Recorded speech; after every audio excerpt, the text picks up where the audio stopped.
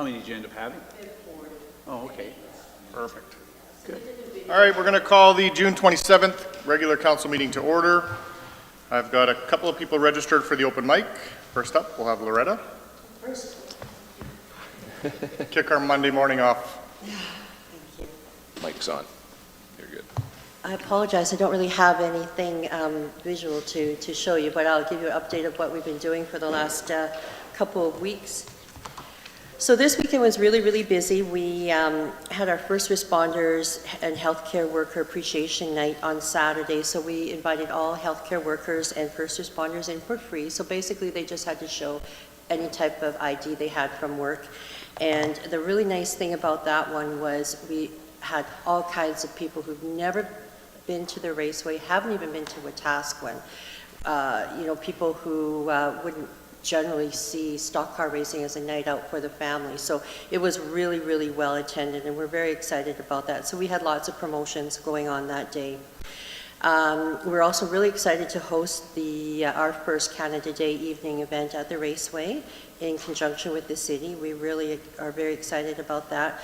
We've got lots of plans, kids activities. We're doing a dance, sort of like just a DJ dance.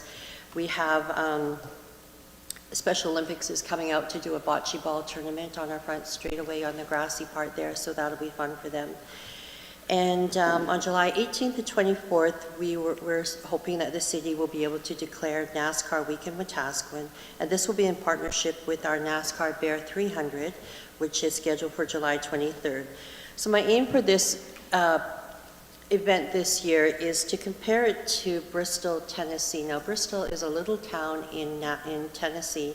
They have a NASCAR race, and they have, I think, 20,000 people in that town.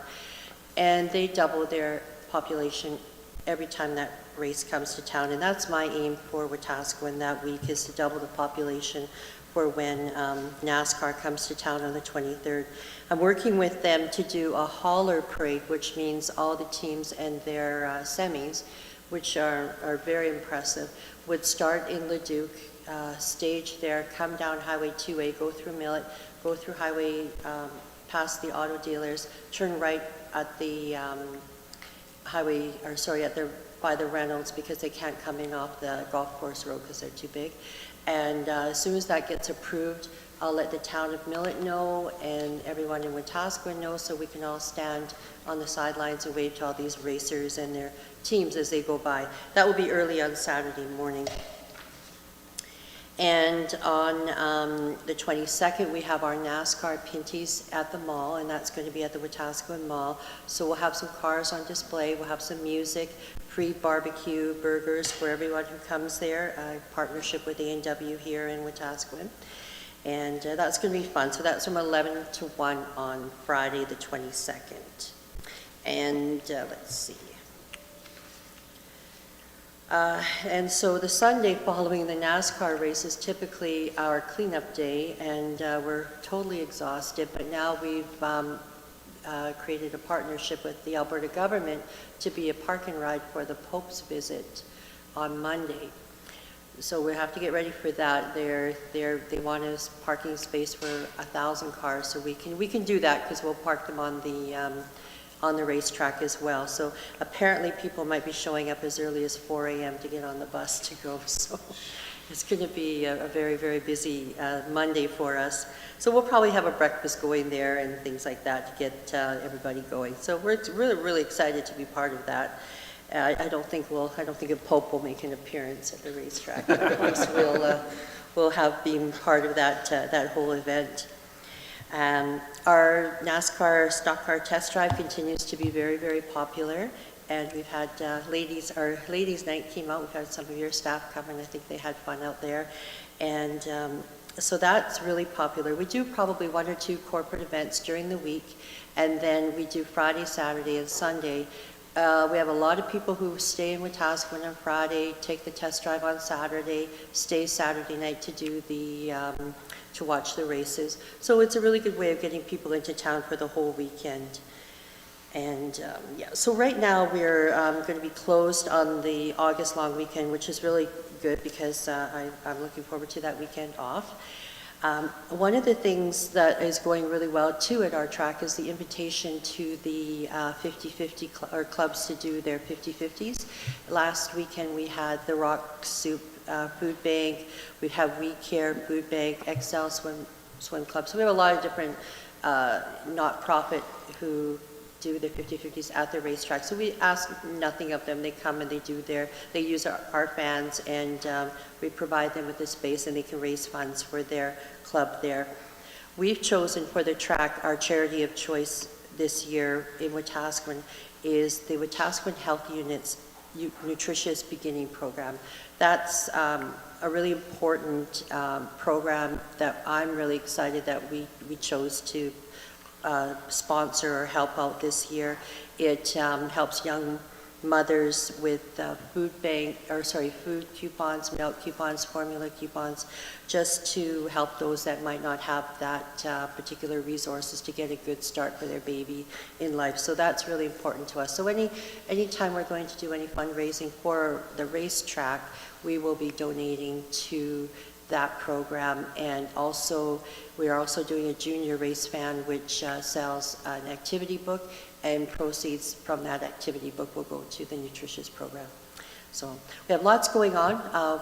We would love to have great weather. So far it's been okay, but this past weekend was a very good weekend for weather. So thank you. Good. What time should we be there for the Pinties event Right. on So Saturday? yeah, that's my next thing. So I'm thinking probably about 4-ish on Saturday, the 23rd. Yes, thank you all. Everyone's invited. If you want to come, I've got a couple of RSVPs already, so we're excited to have you out there. Perfect. Thank you. Go ahead. Just a comment.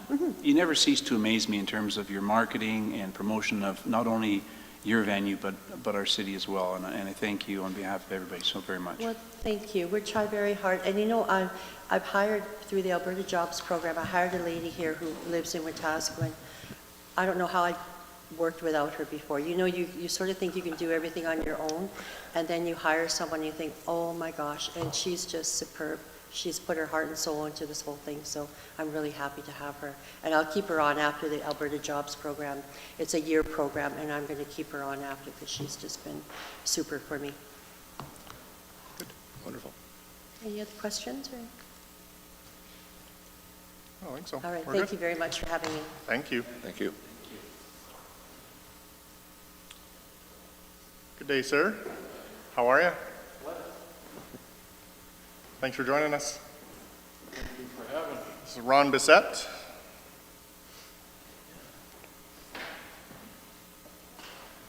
So I'm here to present an opportunity called Just Serve. It's an app, and if Karen could pull that up for us. Just Serve is a nonprofit, community-based app that is sponsored by the Church of Jesus Christ of Latter-day Saints, and it's used for service by faith, nonprofit community, government organizations to post service opportunities. And people in the community can use Just Serve to work with community partners to identify needs and respond to those needs in the spirit of charitable service. So this is online, but it's also an app you can use either on an iPhone or a Google phone. If you go to that page and type in Wetaskiwin and do a search, you'll see these opportunities. Already FCSS is on here, and you can view the different opportunities right now: billion graves, or meal delivery, become a spell board member. And if you have time, you can, and you want to contribute to the community, you can click on any one of those. So go to Billion Graves, click on that, and it will tell you what they want help with. So gravestones are deteriorating, and erosion is erasing the precious details of our ancestors' lives, and it tells you what you can do to help. Download their app from the App Store and head out to the cemetery and take pictures of those graves. And they tell you exactly how to do it, and it's very simple. And not quite like a walk in the park, but it's pretty incredible. And then you can submit those to their procedures, and they post those. So we're finding that cities and towns and villages are in need of volunteers. I understand the Pope is coming, and he's going to have an impact on Wetaskiwin. Do you need volunteers? This would be a great source to post on there. And there's two ways to do it. Organizations will sign up for an account, and then when they want to post, they send it to our people, and then those people will post it. But for a city, you can actually, we'll train somebody on staff how to post your own requirements. And yeah. So it's so simple. I'll entertain questions right now if you want, but That's great. it's a great resource for you. Any questions? Go ahead. This looks wonderful. We were just talking before the meeting of how good it feels to do volunteering, but sometimes you just don't know how to get involved or making the right contact. Yes, exactly. So my question is, if I have a charity or I have something that I need volunteers with, how do I get my organization onto this site? I have a special assistant that will help you. You can contact me, they have the information. You can go on the Just Serve website, and there's a way to contact us that way through, but I'll leave my information for you to do that Thank you. with the city. Also, I should say, we actually approached Mayor Gandam to volunteer for the food drive, because we do that every year here for the Salvation Army. And thank you so much. I didn't even have to go to the website. No, you did. I came to you.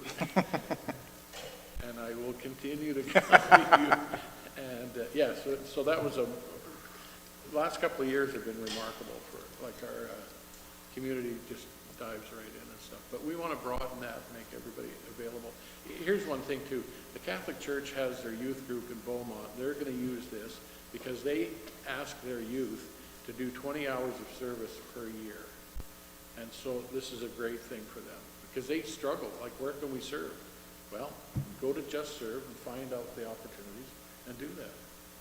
And if you, like you said, you have charities or city groups or whatever, as long as it's non-profit, we're not here to make anybody any money. So this is all volunteer. We do this. We provide this service worldwide, and we'll help you. Fantastic. Thank you very much. That's it. Oh. Councillor Elliott? I would just like to say on behalf of the citizens of Wetaskiwin, thank you for the food drive and what you did in collecting all that food for people. It was very good, so thank you for doing that. You're more than welcome. And North of 6,000 pounds. yeah. And this is when they need it the most. So we'll do it again. And I'll help again. Thank you. And anybody else, get out there and help with it.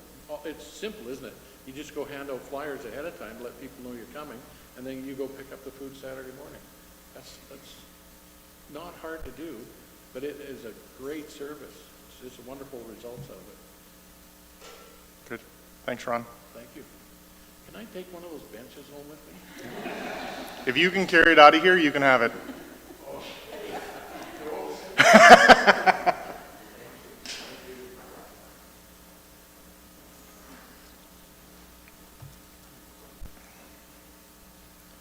All right, item 4, adoption of the agenda. Councillor Nielsen. Can I add an item at this point? You can? I'd like to add an in-camera item under section number 17, disclosure harmful to personal privacy.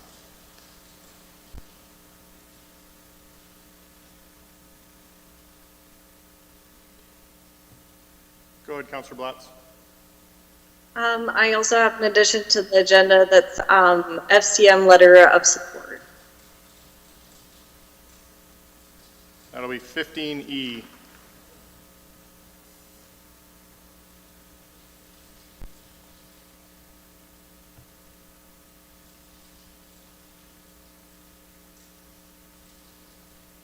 Anything further? Looking for an adoption of the agenda. Sue? Kathy, do you have yours ready for the local improvement? We need an addition for direction on the Parkview local improvement. 15F.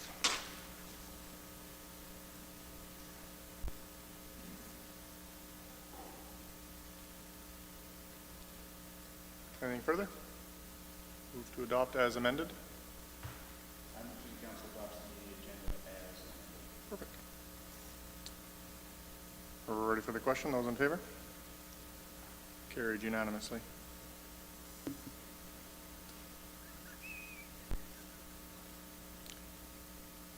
Item 7, consent agenda. Approval of the minutes. Item 5. Yes.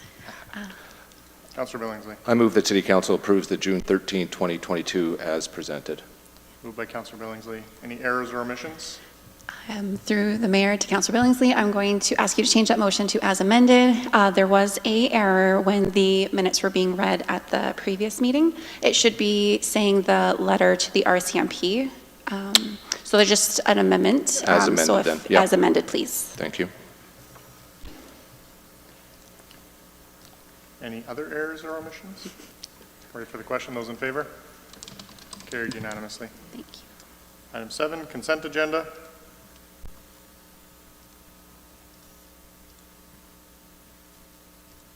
Councillor Nielsen.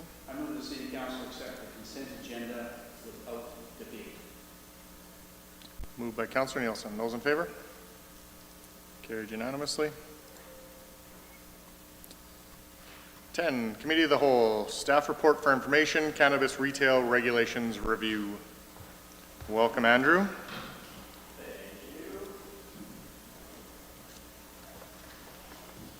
Good morning, everybody.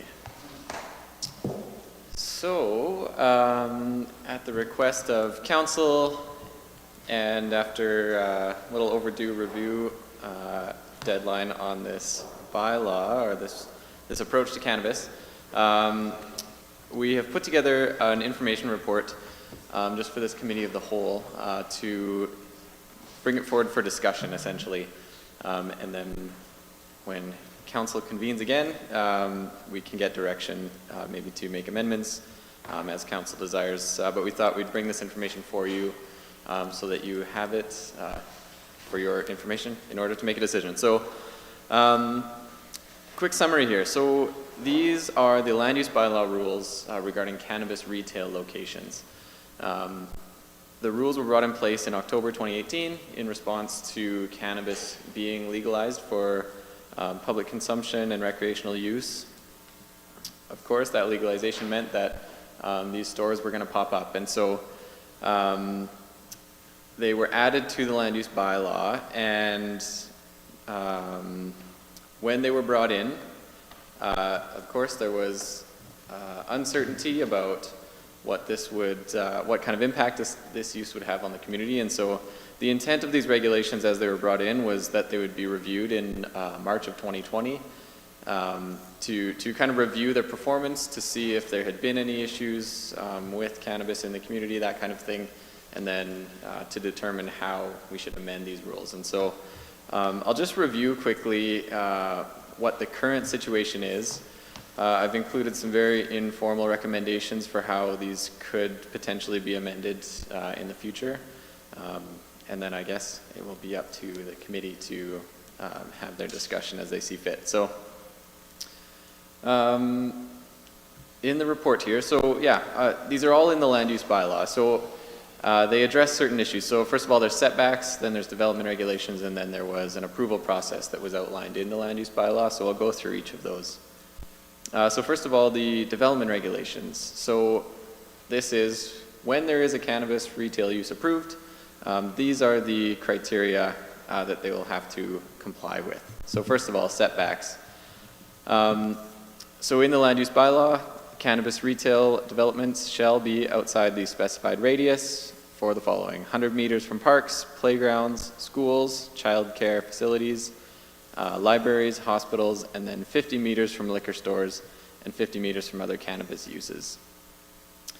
So I highlighted in the table below just to compare with what the AGLC requires. So the first column there is our land use bylaw compared to the AGLC, and you'll notice that our land use bylaw does have a few additional restrictions, more so than the AGLC requires. So that information is there for the committee, and we'll I guess figure out how to align those.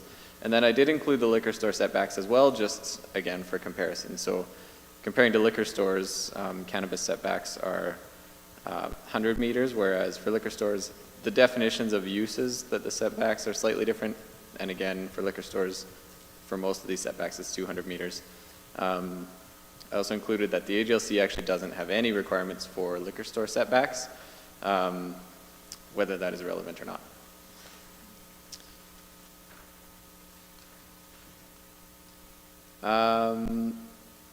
Regulations. So these are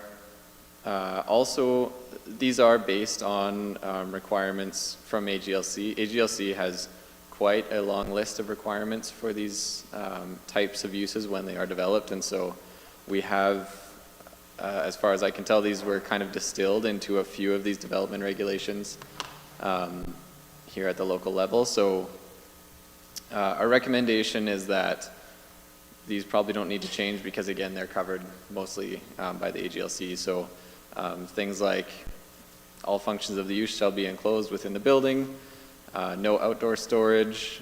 Essentially the intent here, no drive-through windows. The intent here is that the cannabis use can be advertised by a sign, but there can be really no evidence of cannabis that you can see from outside the building.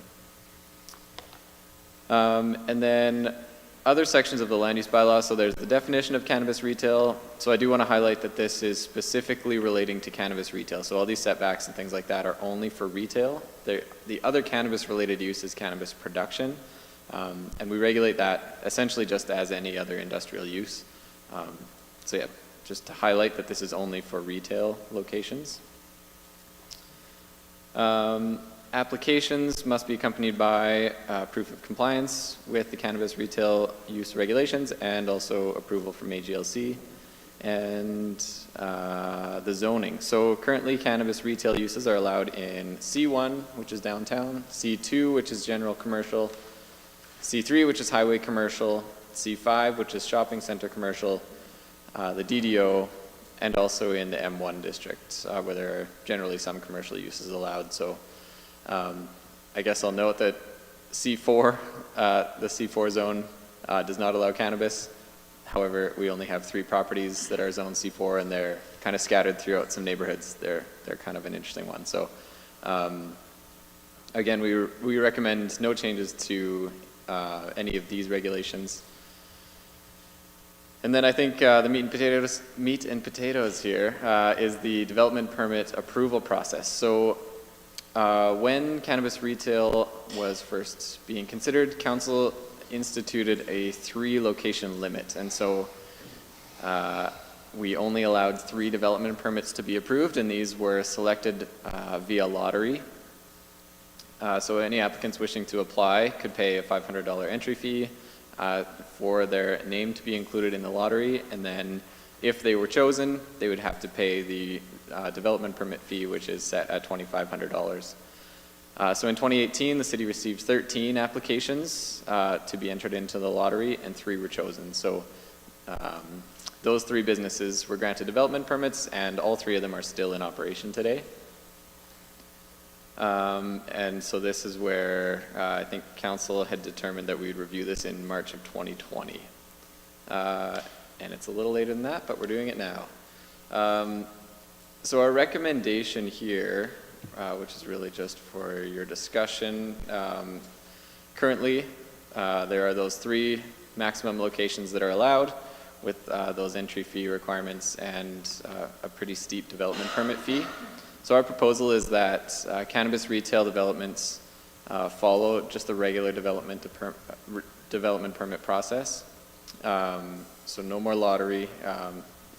Applicants can apply just like any other business. And then we recommend that the fees be brought in line so that the fees would just be the same as any other retail use as well. And our rationale there is essentially that I guess at this point cannabis retail hasn't, as far as we have seen, hasn't posed a huge issue to the community or anything like that, and that we have had businesses inquiring about opening new locations, and so our review is that the economic development benefits are certainly there, and that the fears that were in place at legalization, I think, have not been realized. So that is our recommendation there. As far as those ECDEV and community considerations go, we have received inquiries lately, and our estimate is that potentially there could be 1, 2, or 3 maybe cannabis retail locations that could pop up if we opened it up to allowing more in town here. Just a quick comparison to our comparator municipalities. We did a quick review just noting the number of retail locations, and then as a kind of measurement metric determined what is the retail locations per capita in each of these. And so as you'll see, we sit actually below average currently as far as retail locations, but if we did have 1 more in town, we would then be above average. We'd have more retail locations per capita than our average.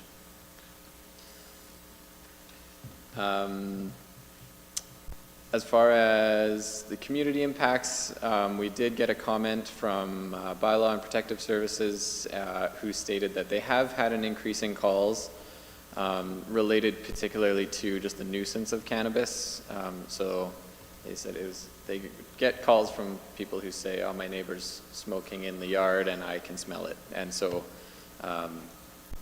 our determination is that the addition of 1 to 3 new cannabis stores won't impact that type of use.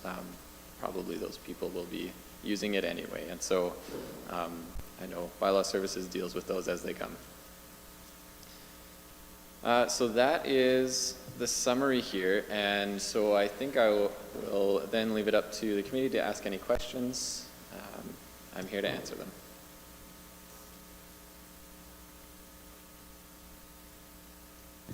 Thank you, Mr. Mayor. Through to Andrew. We'll have a motion on the floor, and then you can ask questions. I'm sorry. That's okay. You're new. It's all right.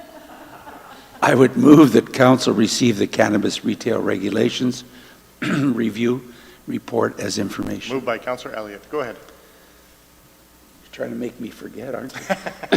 Excuse me. Through to Andrew. Andrew, how many cannabis stores are there in Millet and Ponoka? I sent this out earlier so you could check it out. Yes, and thank you for that. Through the mayor, thank you very much for giving us that heads up. So I did look. So Millet has 1 at this time with a population of 1,945, and Ponoka has 3, and their population is 7,200. So per capita, they're both lower than here. And so if we changed the regulations, then we would be opening it up to, and we could end up with 12 cannabis stores? Theoretically, we could, although I don't think that there is that demand right now. But I don't have a solid answer on that. Theoretically, yes. No, I'm just thinking we have quite a number of liquor stores, and they all seem to be successful. So I'm just wondering if all of a sudden we have all of these cannabis stores, we could no longer regulate the number. Once we open this up, then if 12 applied, 12, if they met all the stipulations, would be approved. That's right. If we got rid of that 3 store limit, then yes, it would be open. And I don't have any information about the success and business, business Okay. background of these. No, I understand that. Okay. Sue? Thank you very much. Andrew, do you have an estimation based on the restrictions of distance? We probably wouldn't be able to have a lot anyways, right? That is true, and I didn't analyze that for this report, but I certainly can. But I think that's just one thing to consider too with the limitations you have. It would automatically restrict the number that could come into the community. Thank you. Thank you very much, Andrew. Thank you, Mr. Mayor. You're welcome. We could just, like, if we wanted to add one, we could say we'll allow one more license within the city. So it's not that you're opening up the entire thing to the land use bylaw. You can say we'll have one more license that's available within the city. It just has to fit the land use bylaw. Yes, there is that option as well. Okay. Councilor Billingsley. Thank you.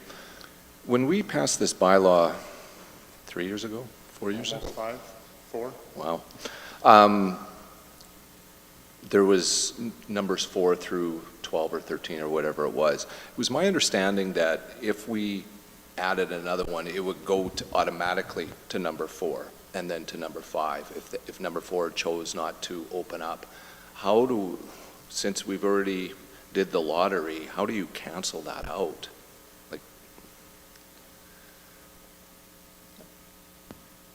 Through the chair to Councillor Billingsley, because it wasn't passed through resolution or bylaw, that specific piece, we don't have to honor it. It was the process at the time, and I think there was a lot of things that were not understood.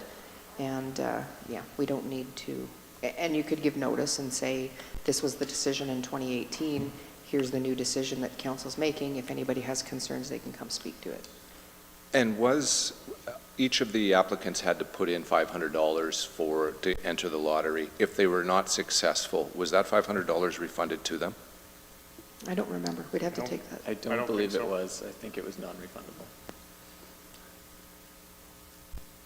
That puts us kind of in a pickle because at the time when they paid the $500, they would have known that if they weren't a successful applicant, that they would be next on the list or potentially on the list. And yet, that's... If that was part of the resolution or if that was part of the motion, then we could honor that if we open up another... Right. Yeah. Anything further? So on process, you're just looking to accept this as information. If we want to bring this back to revisit it, then that would be the will of council? That's right. Perfect. Anything further? We're ready for the question. Those in favor? Carried unanimously. Thank you, Andrew. Thank you. Item 10B, staff report for information, emergency shelter and Hope Mission update. Good morning, Council. Good morning, Paul. Here to provide an update on the emergency shelter and Hope Mission discussions. On May 31st, the emergency shelter here in town, operated by the Mustard Seed, ceased operations due to lack of available funding. That shelter, as you recall, had intended to be open until the end of June 2022. However, with the lack of funding, the shelter closed on May 31st. In regards to the discussions with the Hope Mission, we met briefly with the Hope Mission on May 26th to discuss the progress since we had provided them with information on site information in regard to the parcel of land where the previous shelter had been sitting at 5800 37th A Avenue. And so just an update briefly, Hope Mission is currently working with a team of architects, engineers, and construction professionals to flesh out a more detailed concept for Council's consideration. And they expect to have that initial concept ready for the administration's review in mid-July 2022 to review and help finalize the concept for Council's review. And so I'm hopeful that once we've met with the Hope Mission to review their initial concept, that through a few discussions this summer, we might be able to have a more detailed concept ready for Council's feedback by September of 2022 to help further these discussions and move that concept along. Just in regards to the implications, with the shelter closing at the end of May, enforcement will continue to patrol the area to help support surrounding businesses. And we are working closely with Wetaskiwin FCSS and other agencies. When an encampment has been closed, to work with them to help provide social supports to that homeless population that require the supports. And so that is my update, and I can take any questions that council might have.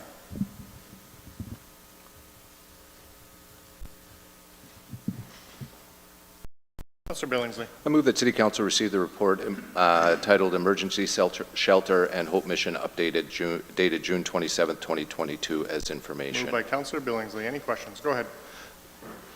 Paul, my question is, what reassurance does council have that what they're going to be doing is turning it into a place that that the homeless population is getting the help that they need, as opposed to turning it into a new home for people? In other words, they're there very short term and not turning it into a full-time new residence, I guess. Through the mayor to Councillor Billingsley,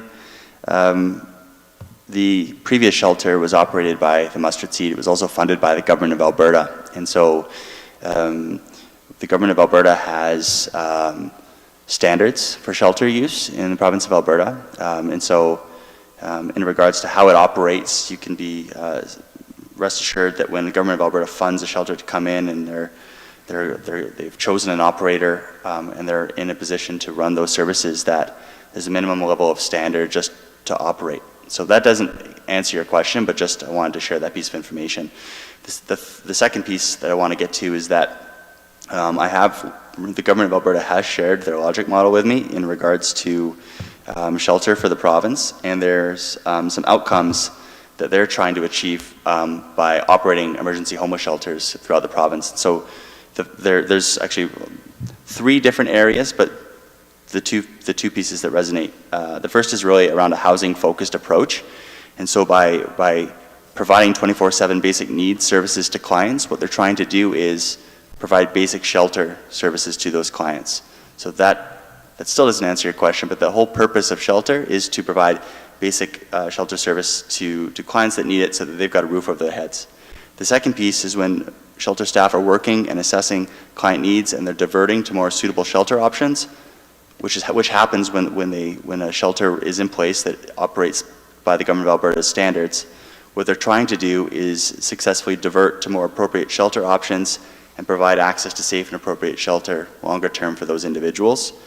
And when shelter staff undertake housing transition planning with clients, which has to happen in a government of Alberta operated shelter, what they're trying to do is connect with appropriate housing options, which helps those clients achieve and maintain housing stability. So with the government of Alberta shelter, as I understand it, they're always trying to transition people into a more housing focused approach, and it's not just a home for folks. The second piece is around recovery.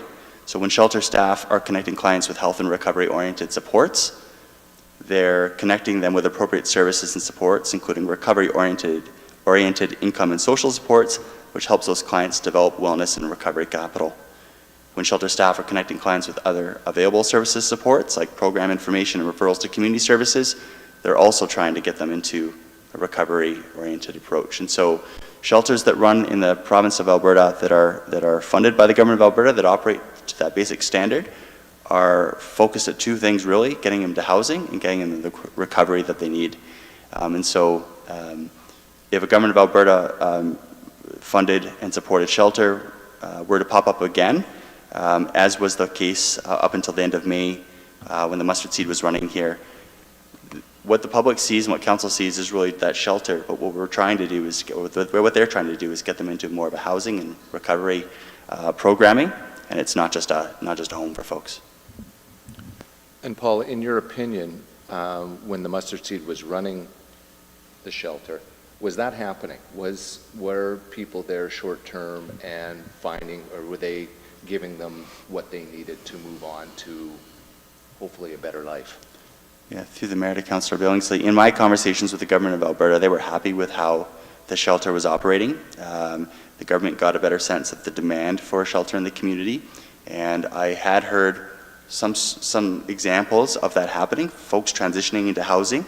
I also know that through my conversations with the Massachusetts Cree Tribal Council, they were also at the table getting folks into some recovery programs through some of the nations. And so it was happening. Now to the level of it was happening, or to the frequency, I can't provide those statistics, but absolutely it was happening. Thank you. Councillor Aberley and then Councillor Nielsen.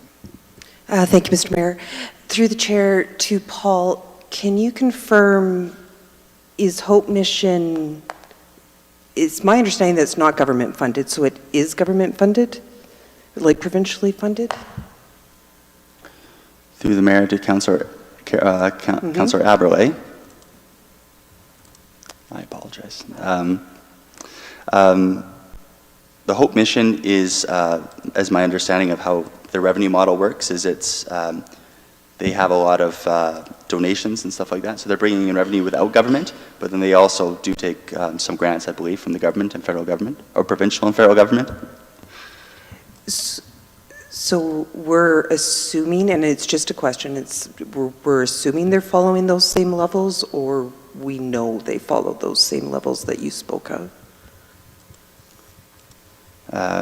Through the mayor to Councillor Aberley, if the government of Alberta is providing any grant funding at all, they would have to meet those standards. That's clear. Thank you very much. Councillor Nielsen. Through the mayor to Paul, you mentioned that the provincial government had some goals, and the goals being housing, stability, and recovery. And I don't think anybody can argue those goals. My question is, do they have targets in terms of what they're hoping to achieve, percentage-wise, given the number of people in the province who are classified as homeless or vulnerable? Do they have targets set to attempt to resolve some of this? And the second part of that is, if you've got targets, then you've got some results. In your presentation, I didn't hear anything about targets, and I don't have any idea what results. So if we're dealing with thousands and thousands of people in vulnerable circumstances, and we can't identify or can't get the data to verify how successful we are with the kinds of programs that are being provided by the province, how do we know that we're making good investment in the population? Through the mayor to Councillor Nielsen, great question. I would imagine that within that homelessness strategy, the targets you're looking for would be documented. But I don't have that document in front of me, and I don't know that information firsthand. Sure, and if I could pursue, then are the results that the mustard seed achieved in terms of having people go into recovery or go and having housing stability provided, do they have any data that would be reflective of their successes in our community? Through the mayor to Councillor Nielsen, absolutely the mustard seed would have that information. I don't have it in front of me right now, unfortunately. They do share it. They are mandated. They have to share that with the government of Alberta because they are the primary, government is the primary funder of that shelter. And so that would be some information I could follow up with them to get and then share with council, but I don't have that with me. Okay, great. Right No, Paul, I assume the plan would be to have Hope Mission come back and speak with council again long before we're making any kind of decision. So maybe we'll save those questions for the conversation with Hope Mission instead of having administration go back and forth. And I could defer to that, except that we have had a care provider in our community for the past number of months, and I'd like to know what their success rates are in terms of that. And I'm assuming they wouldn't be at the table, but in terms of asking those questions of Hope Mission, by all means. But I would still like to know what kind of successes we're seeing, or we did see with mustard seed. So. Yeah, and just through the mayor to Councillor Nielsen, I just preface a little bit that the shelter, mustard seed shelter, was only operating from end of November 2021 till the end of May.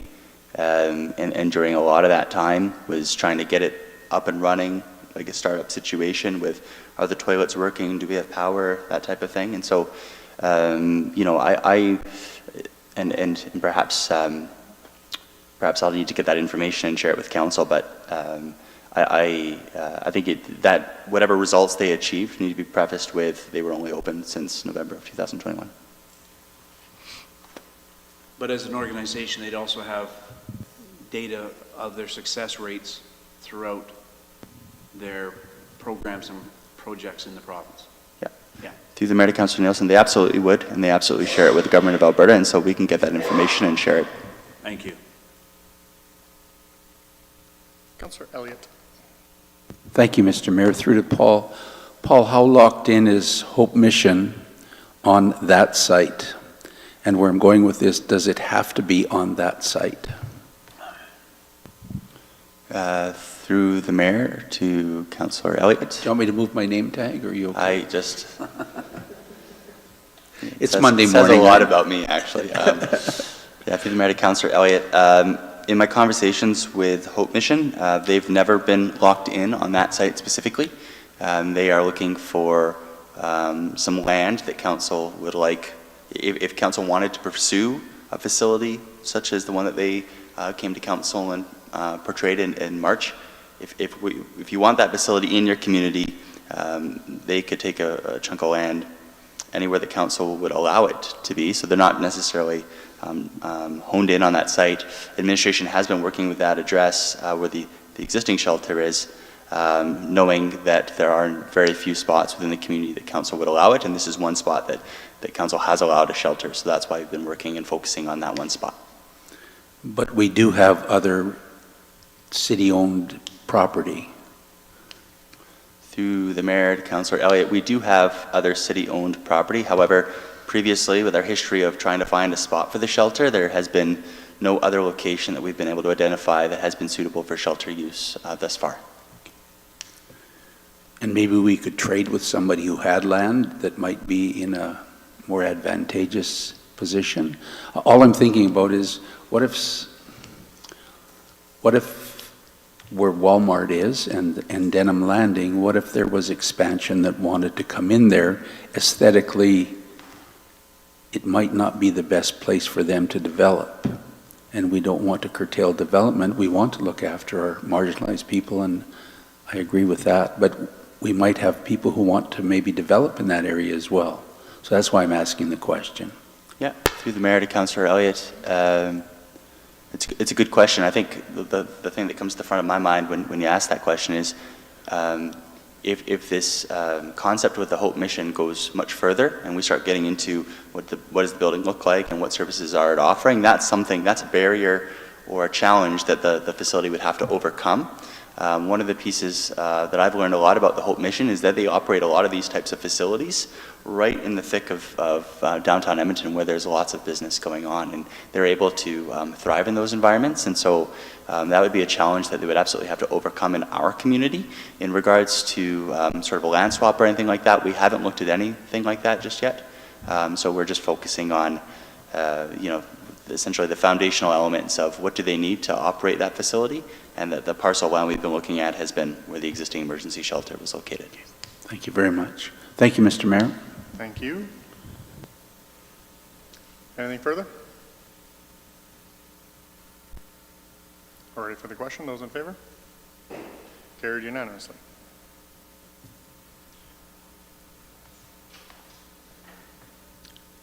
C, staff report for information, June 2022, grants update. Welcome.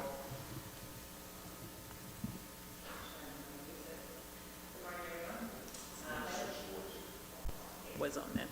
Hello? Working now? You bet. Okay, good morning. My name is Brenda Christie. I've been working with the city for the past year in the finance department, assisting with year-end and other catch-up activities. Jody Benyek, or Sandra Clock now, is away today for a family matter, so I am filling in for her. I have worked with Jody on a lot of this stuff, so hopefully I can answer any questions you have. If not, I will defer them to Jody next time she presents. First report is the information on all capital and operating grants approved, applied for, and planning to apply for. I know Jody has been in contact with the province, has submitted our project profiles and is working to complete the Statement of Funding Expenditures, or SFEs, as we commonly refer to them as. Administration's recommendation is that City Council receive the June 2022 grants update report as information. Jody has identified the grants that we have received or will be receiving in 2022. The first being the Alberta Community Partnership for the Planning Municipal Internship. And I believe that I'll ask Andrew to provide confirmation on this, but we did receive the funding or approval for the funding, but we do not have an intern in place at this time. The Canada Community Building Fund used to be the Federal Gas Tax Fund, and our yearly allocation for 2022 was $758,363, and that has been allocated through the budget process. The Canada Community Revitalization Fund, we've been approved for $286,875. The Canada Summer Jobs, we've been approved for $70,500. The First Responder Support Program, we've been approved for $50,000. The Homelessness Coordinator has been extended, and that's $65,000. The one that Jody didn't mention here that we received approval on in 2021 was the homelessness grant of $150,000. In 2021, we used $17,000 of that, and the balance of that grant was carried forward for the homelessness project for 2022. The Municipal Sustainability Initiative, the capital portion, we receive an allocation of $1,277,057. The operating portion of MSI, $88,780, and a community action grant of $1,500. I think us, along with every other municipality in Alberta, is hopeful that with the gas prices the way they are, that we will receive some additional funding.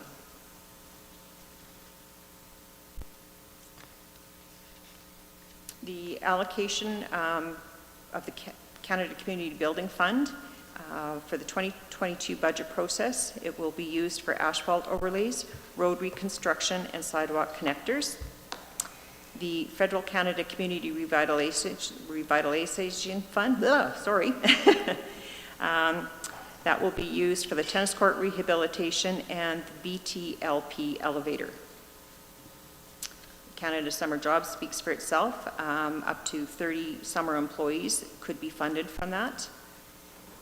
The first responders will be to help with post-traumatic stress injury awareness.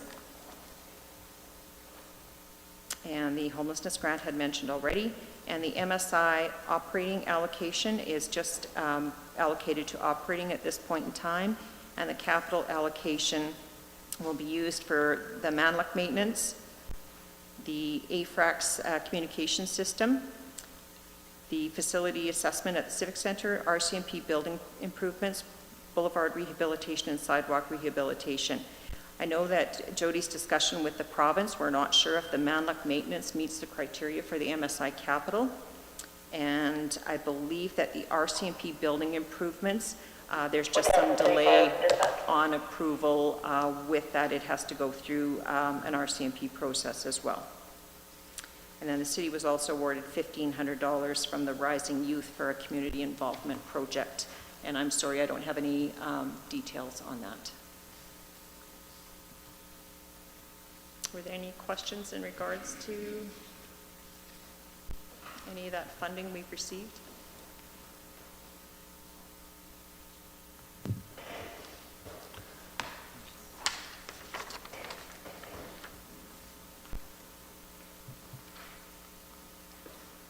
Yeah, go ahead. I move that City Council receive the June 2022 grants update report as information. Any questions? Go ahead.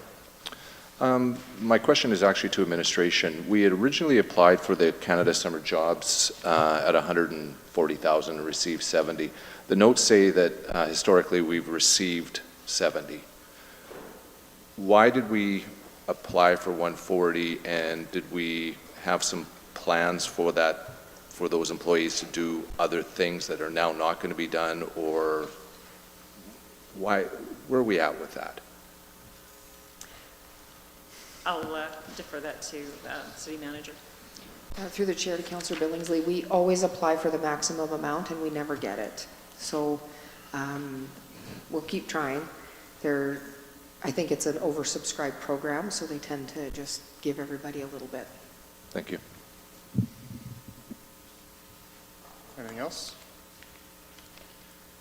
With that, oh, go ahead, Councillor Blatz. Thank you. I know that with Rising Youth grant that was received, I know that it was said that there's no more information on what that community involvement project is, but I was wondering if anyone in administration does know the details of what that project is.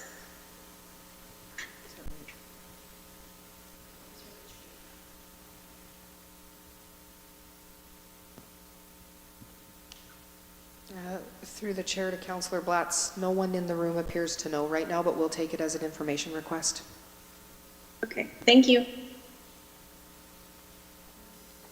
We have surplus or carryover of the funds for that homeless grant that we received out of that $150,000, and we spent $30-some thousand to cover the cost of the trailers. Was that recouped somewhere, or can we use that funding to pay for the trailers that the city? Through the mayor, to the mayor, not through the mayor. We are working with the Rural Development Network. We have applied for the additional $35,000 for this year's funding for Reaching Homes, and we have yet to hear back. That has been applied for.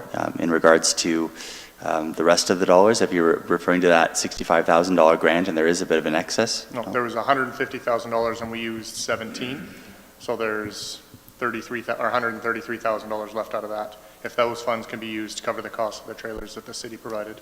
Yeah, to the mayor, the majority, 100% of that 150 that was received through RDN will be used. We're just wrapping up, now that the trailers have been returned, we're just wrapping up the cost or the spend. So it's a bit weird because we asked for all of the money up front, but until those trailers are returned, we won't need all of it, so. Okay. And to the mayor, I know that we have met with Rachel, and we have all the costs identified. We've got a project ID for it, and it has been pretty much fully expended. Okay. Anything further? Ready for the question? Those in favor? Carried unanimously. 10D, staff report for information, 2022 capital operating status update. Okay, the purpose of this report is to formally update council and community stakeholders on the status of the approved capital projects and operating business cases. Projects are managed using a number of tools and techniques. For the purpose of this report, we have synthesized the data to report on schedule and scope. We will also provide a quick update on any foreseeable issues that may be of concern. Again, I can provide limited information, and some of this may have to be deferred to Jody once she is back. Administration is recommending that council receive the report as information.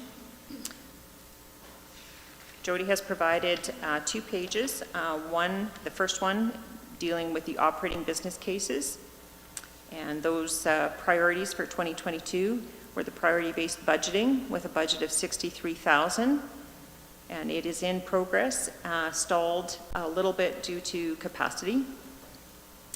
The Peace Car 95th celebration has been canceled for 2022 with $4,000 in funding. That was earmarked coming from the stabilization fund, so that will remain there.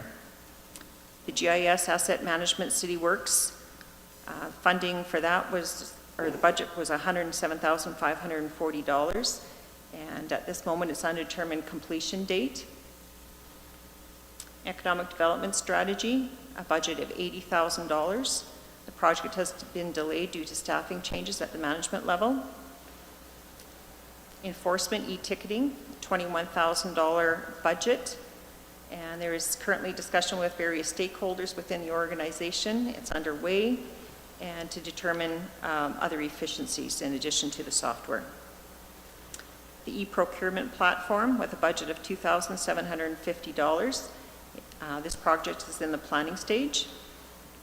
The fire services master plan with a budget of $60,000. The completion is dependent upon the hiring of a temporary full-time fire chief, and I believe that is underway now. City manager could update on that. The firefighter mental health wellness benefit, a budget of $49,275. That implementation is complete, and the cost of living adjustment, which was included in the budget for $222,000, and that was complete in April of 2022. On the next page, the capital projects have been identified. The first being the Alberta First Responders radios with a budget of $223,000. That funding was coming from MSI, and that is in the planning stage at this point in time. The facility assessment management at the Civic Center was a budget of $1,053,600. The majority of that was being funded from MSI, with some coming from the infrastructure tax reserve, and this project is in the planning stage. Ice plant upgrades with a budget of $1.1 million, and that was the funding was changed with Resolution 08222. It is now being funded from MSI, and administration is reviewing the scope of the project at this point in time. The RCMP building improvements were being funded from MSI with a budget of $89,300, and this I would say would be temporarily on hold pending RCMP approval, but Paul could speak more to that. The key fob expansion is has a budget of $60,000 with the funding coming from the IT reserve. And sorry, I'm just gonna, I'll have to have Jody provide information on that one. I'm not sure where the project is at. The Manlock Maintenance Project, currently the funding is proposed from MSI with a budget of $94,000. And this is one that Jody has had discussions with the province on. It might not meet the criteria, so we might have to shift this funding, and the project is in the planning stage. The 55th Avenue completion with a budget of $1,512,000 is coming from the Water and Wastewater Reserve. And due to unfavorable soil conditions, this is being reviewed, and Kathy could speak to that. The asphalt overlays is coming from the community funding. Sorry, I still look at it as the federal gas tax, so too many years of dealing with that. That budget is $992,200. And Kathy can update you on the status of that if anything other than what's proposed there is needed. The Boulevard rehabilitation, budget of $272,000, also being funded from MSI. And the project tender is not ready yet.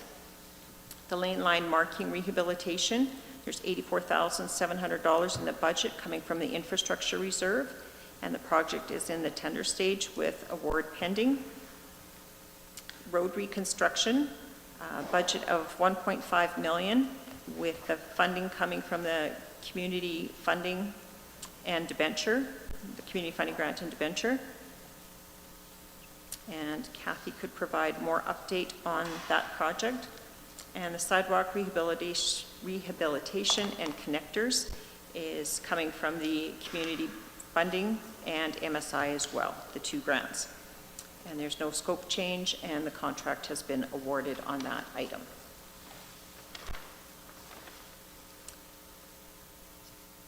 I don't know if you've received the handout, but we just provided you with the 2022 projected reserve balance.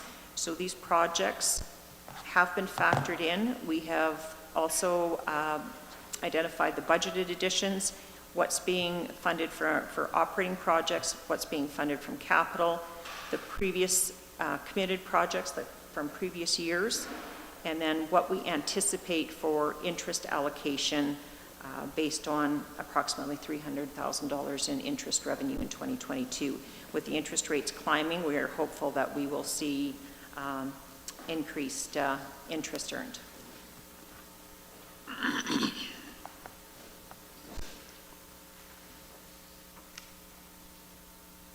That's it? That's it. Look for a motion, and then we'll open it up to questions. I would move, Mr. Mayor, that City Council receive the 2022 capital operating status update as information. Moved by Councillor Elliott. Any discussion? Councillor Nielsen. Thank you. Through the chair to Sue or Kathy, I guess. When I look at the capital project status reports, and I'm looking at 55th Avenue, asphalt overlays, boulevard rehab, and so on. In your opinion, are these things going to be put off then until next year because of the situation we find ourselves in with them being too costly, or are they going to be put off, I guess is the question. Through the chair to Councillor Nielsen, there is a motion coming forward later to retender the Parkview one because it did come in higher than anticipated. And the team is currently pushing very hard to get 55th done this year.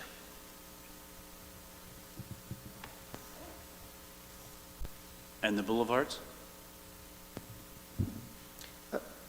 We have a lot of projects that are either delayed or being postponed because of lack of staff. So we have quite a few vacant positions and staff turnover, and that one won't get done this year. Thank you.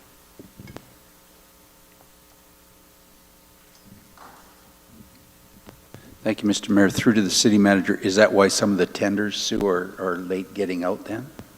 Just because of staffing issues?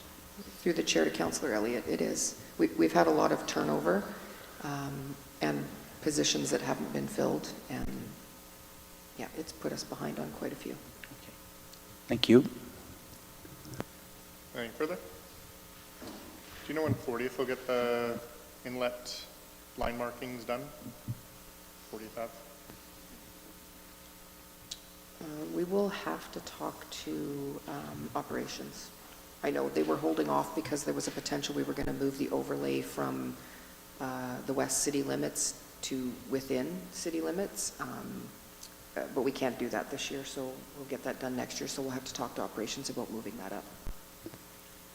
And so with budget being done, or proposed to being done November, December, tenders can go out earlier for 2023 and hopefully have staff in place for that?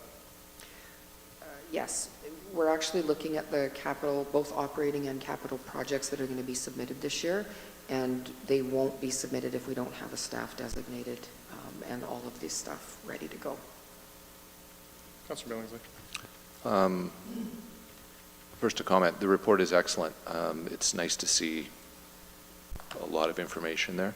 My question actually, though, is to do with the overlays and then painting of the lines. I live on Centennial Drive, and I've noticed that all the way to where the inlays were put in looks fantastic. But then there's no paint going all the way to the auto mile. And I'm wondering, is there any, will any of these lines be painted this year? Through the chair to Councillor Billingsley, we're looking at operations. There were some things that had been done in the past that didn't really need to be done, and one of those is on residential collector roads. You really don't need line markings painted the entire way. The standard is crosswalk, stop bar, and 30 meters of center line, and so we'll be reviewing a bunch of those areas that won't get done anymore. If it's required through the Transportation Association of Canada standards, we'll put it in. Otherwise, it probably won't. So what we'll do when we do that review is just give council an update on where they are and where they won't be anymore. So if that's the case, then was it a standard to have that overlay put on that portion of the road on the beginning part of Centennial Drive? Like, if the standard isn't to have the lines, then why would we spend the dollars to put the overlay in when it wasn't required in the beginning? I would have to look at that project and figure out why it was done and where. If you're talking about Centennial right off of the Auto Mile, No, well, that part isn't done, but from 50th to, well, maybe it's not 50th, but basically to, was it 55th? first stop sign. The first stop sign. Yeah, to, the Legion Arms was overlaid. And I'm just wondering if it isn't required, why would we have spent those monies on an overlay? We'll have to look into Okay, that. thank you. And we'll continue to have good communication with 55th Ave. Yes, the project team was talking about sending out an updated letter to the residents last week as well, just to let them know that we're still negotiating with the contractor, who, by the way, part of the reason that they're having delays as well, besides the surface conditions, is staffing.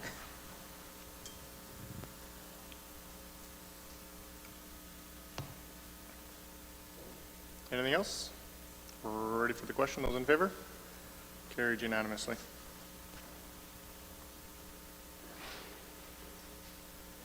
Thank you very much.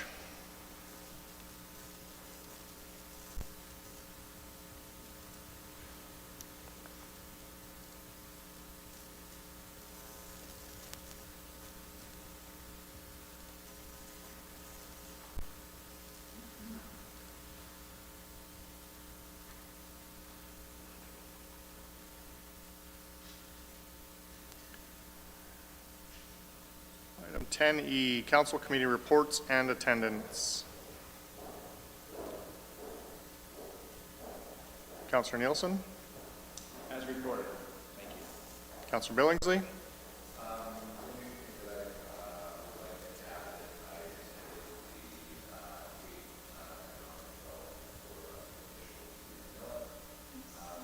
Mike?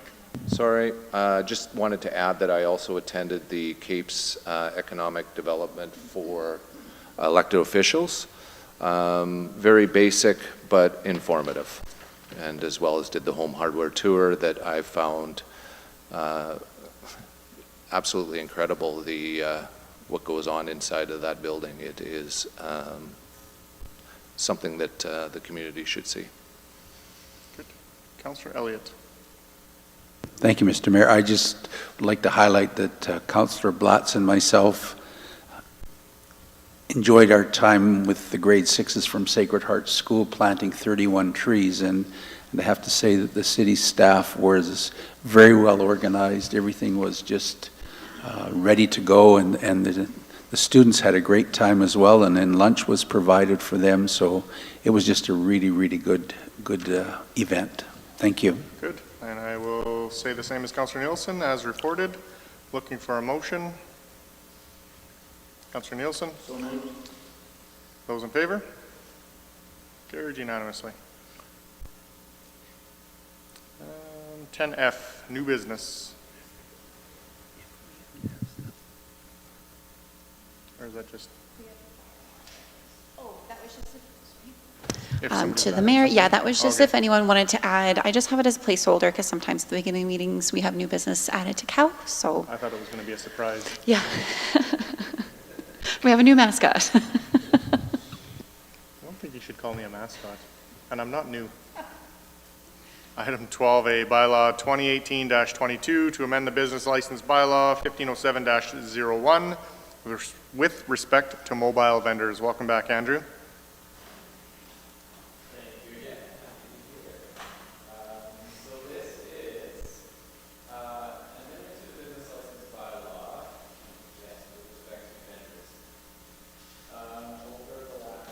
Can you just double check your mic, please? How's that? Perfect. Much better. Oh, great. Now you can all hear my terrible jokes. Yes, this is an amendment to the business license bylaw with respect to mobile vendors.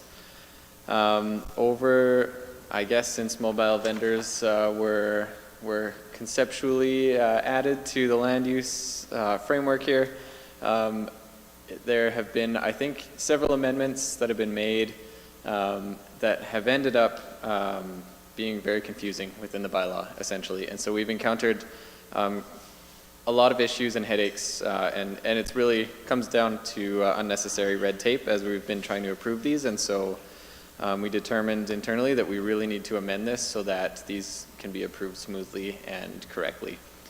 So this is the proposed amendments that I have for you now.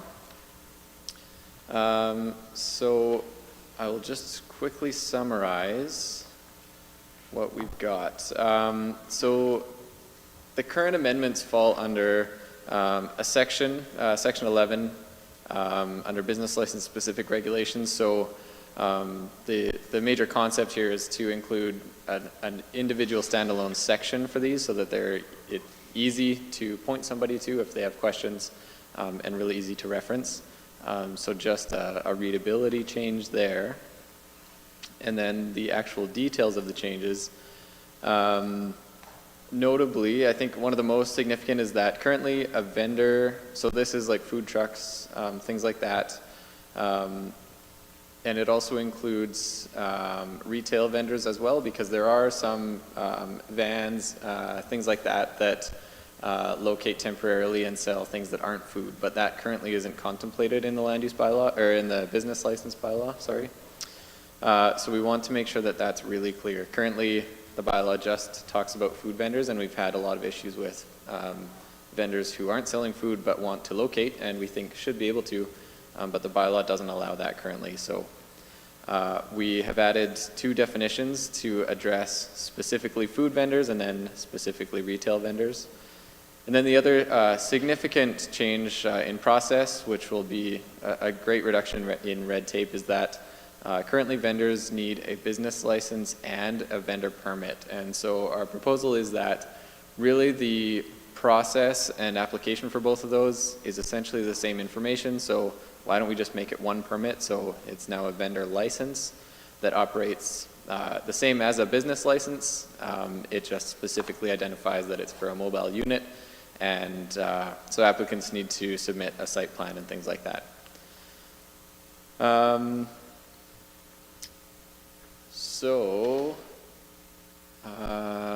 The regulations that refer to these things, or that apply to them,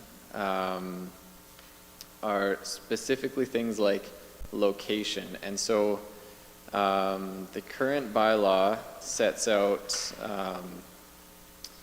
several separation distances where these can locate, and so we reviewed those and ended up with a slightly less restrictive set of setbacks. And so ultimately what we will require now is that a vendor permit, or a vendor, is not located within 3 meters of a building entrance or exit, 6 meters of an intersection, or 3 meters of a back lane. And then specifically, within 10 meters of a property line of a residential development. So the intent is that these mostly operate in more public-focused areas. Within 3 meters of another mobile food vendor, and that was on the recommendation of fire services. And then within 25 meters of existing similar establishments. And so our proposal here is that where a vendor would like to operate nearby, so within 25 meters of an existing similar use, so whether it's a restaurant and a food truck wants to set up, or it's a retail, a brick and mortar store and a retail vendor wants to set up, that we require that the vendor be responsible for getting permission from that retail owner, just to ensure that the vendors aren't encroaching too much on existing local businesses. When a vendor is located on a public road, they are required to follow all of the existing road bylaws and regulations. The current bylaw also doesn't actually allow vendors to operate on public roads, and so we are proposing that vendors be allowed to operate on public roads as long as they have a permit. So again, they will have to be within an approved parking stall. They will need to serve to the curb, and of course, while they're parked, obey all other traffic rules. This is mostly an expected use. People expect to find food trucks parked in on the street, and we wanted to make sure that that was allowed. And currently, there is quite high demand, particularly in front of Jubilee Park. That's a popular spot, and we have had vendors set up there already, thinking that it seems like a great spot to be, and it really is. So we want to make sure that that is allowed under the bylaw. Also within 50 meters of schools, and this came up as a result of events and things like that, particularly football games and hockey games and things like that close to the high school. We wanted to make sure that vendors could be allowed there, because really the patrons of those events would like to see, they would appreciate the option of food trucks to be available there. I believe that is the highlights of the summary. Some of the carryovers were some of those setbacks that were in place now, we're carrying over. Additionally, we're carrying over the hours of use. So particularly where a food truck or a mobile vendor is not part of a special event, because the special event would have their own hours of use, then the mobile vendor shall only be operating within the hours of 6 a.m. to 11 p.m., Monday to Saturday, and Sundays and holidays, they would be allowed to operate from 8 a.m. to 10 p.m. I believe that is the highlights here, and if council has any questions, I'm happy to answer them.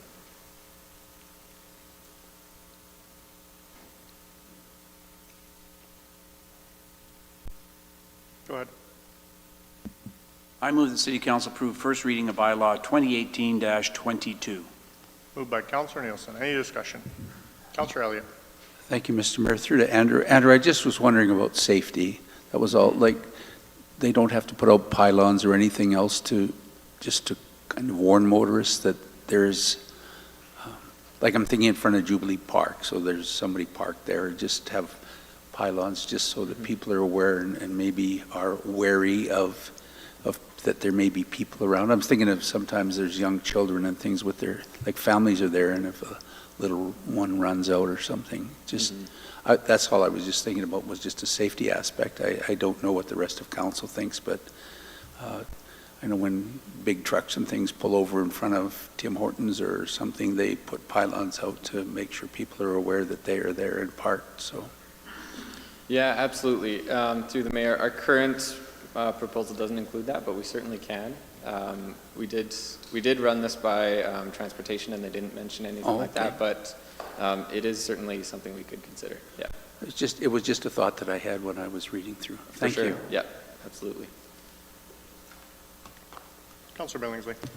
Questions to Andrew. It's changing now to, if they want a license for more than 7 days, it's to $100. Is that the current rate of a business license for all business owners in the community? Yeah, the current business license fee for local businesses is $100. Okay, thank you. Anything further? Ready for the question? Those in favor? Carried unanimously. Are you going to be making second unanimous and third reading today? Actually, sorry, I have to jump in because I realize there is one wording error in the bylaw, and so before you approve it, I would recommend the motion. So it's in section 4, sub D, sub 4 there, where it says mobile food vendors shall not park within 25 meters of a similar retail establishment. That should read mobile retail vendors. So I did send Karen the wording. And so I would just request that second reading be passed with that amended wording. Can we make that amendment and carry on with second and third?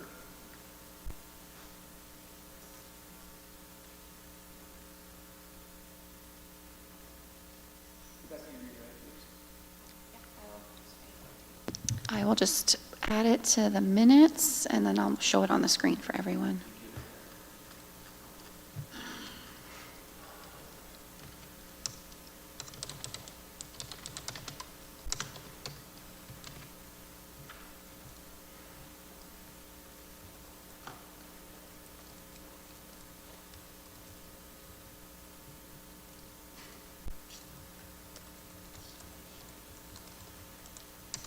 Mr. Mayor, could I just ask Andrew a further question? Yep. Andrew, when these vendors selling flags and blankets and all of those things come into our city and then park on a facility, do they all have business licenses?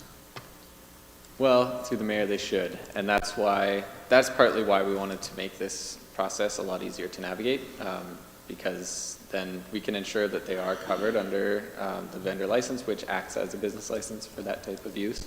So whether they do or don't right now, we try to stay on top of it, and it's really mostly bylaw that does inspections on those. So going forward, we just want to make it easier for them to get the permit so that they do. Okay, thank you very much. Thank you, Mr. Mayor. Mm-hmm.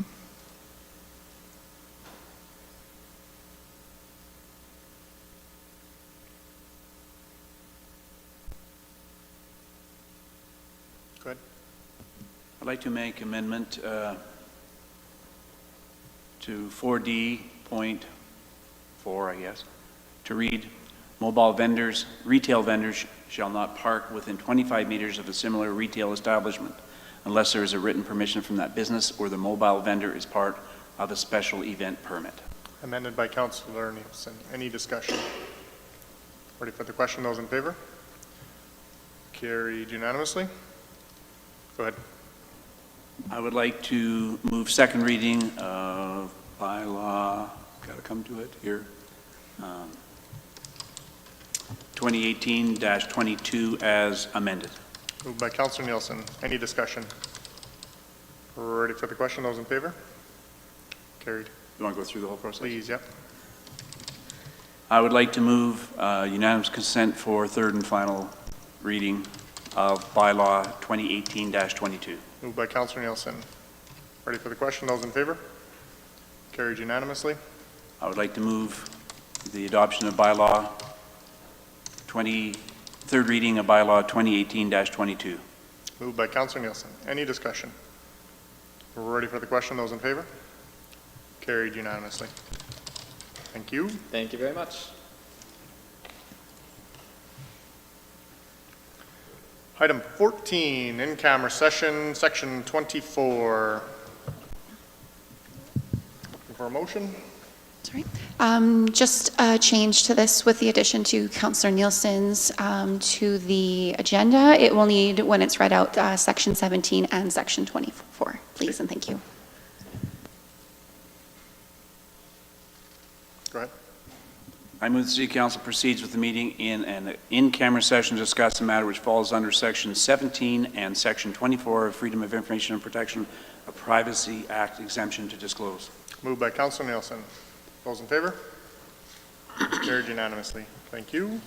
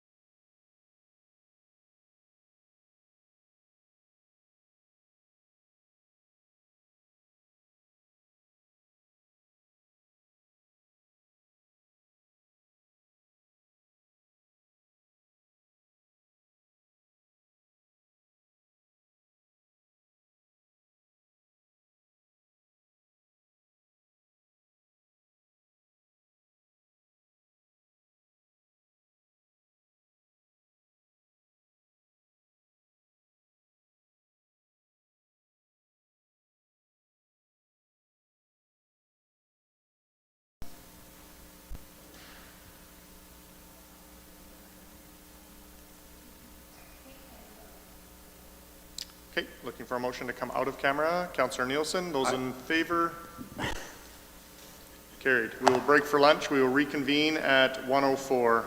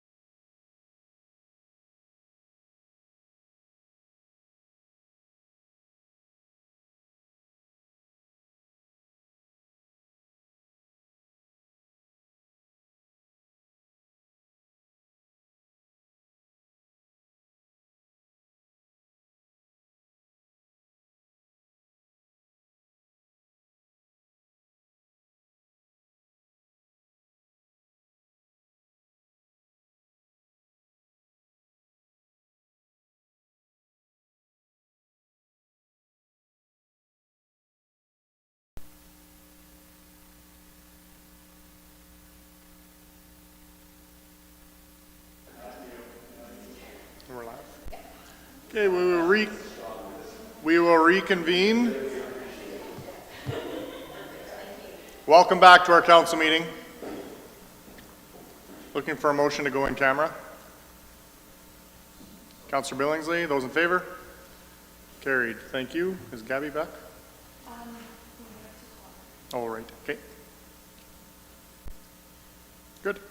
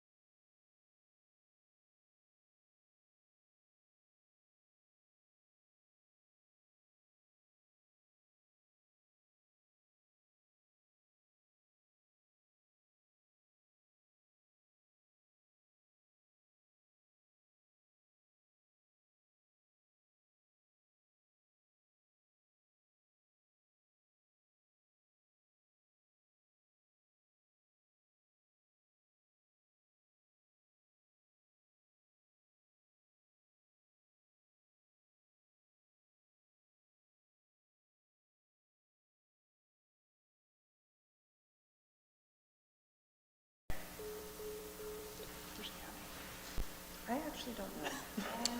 On the other side of my phone. I don't really care, she's right there. No, I just wondered if she was out of the community or something.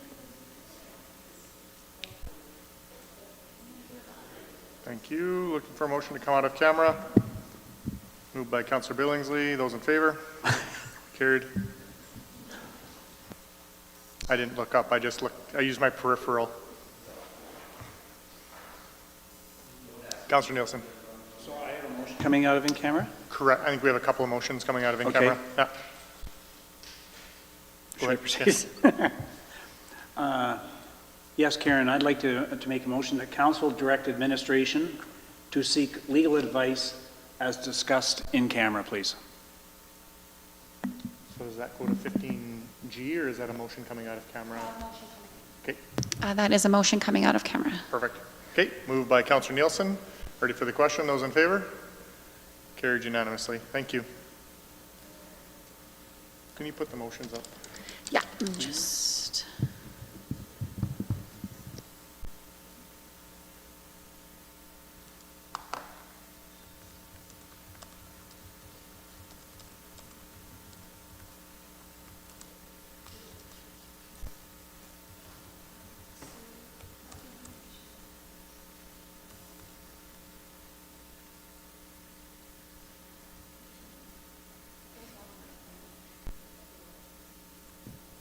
I just need 2 more minutes, Mr. Mayor, if you don't mind. Thanks.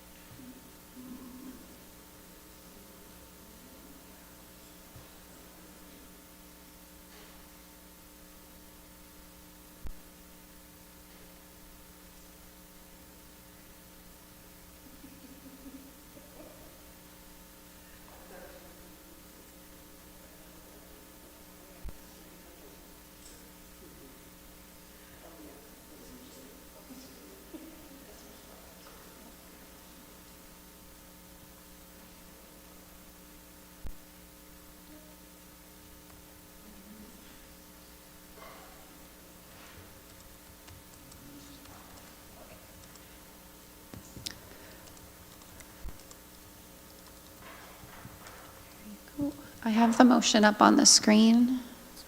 Just need them to be added to the agenda under new business.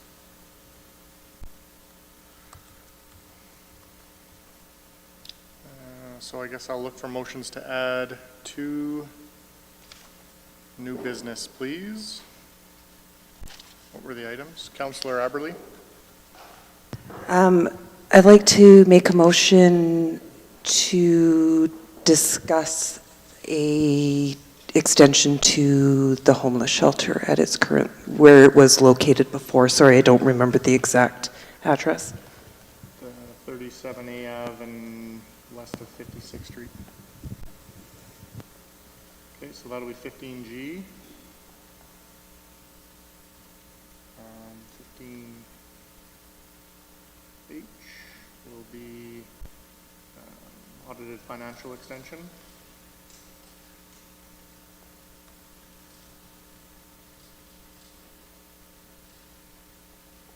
Was there something else or just those two items? The two and then the motion coming out of camera. Okay.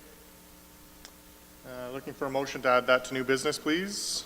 We'll start off with 15G, discussion on the homeless. Ready for the question? Those in favor?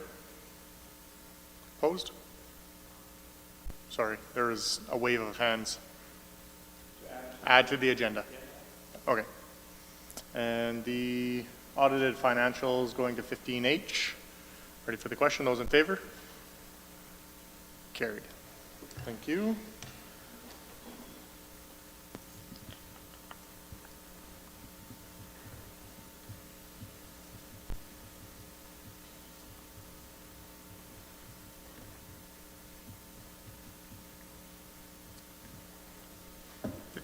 A new business. CO-039 Health and Safety Policy Amendment. As Julia makes her way up, I will just do a quick intro for those who don't know Julia. Julia Murphy is our health and safety advisor, and she's been with us for about a year now. And at the same time, I would like to introduce Shelley Jones. She is our new human resources manager. She started last week with us. Is Shelley as mean as Julia is about getting assignments in? Yes. Yes. Don't be late. Too late. Welcome. Thank you. A request has been made for policy CO039 to be moved under the authority of the CAO.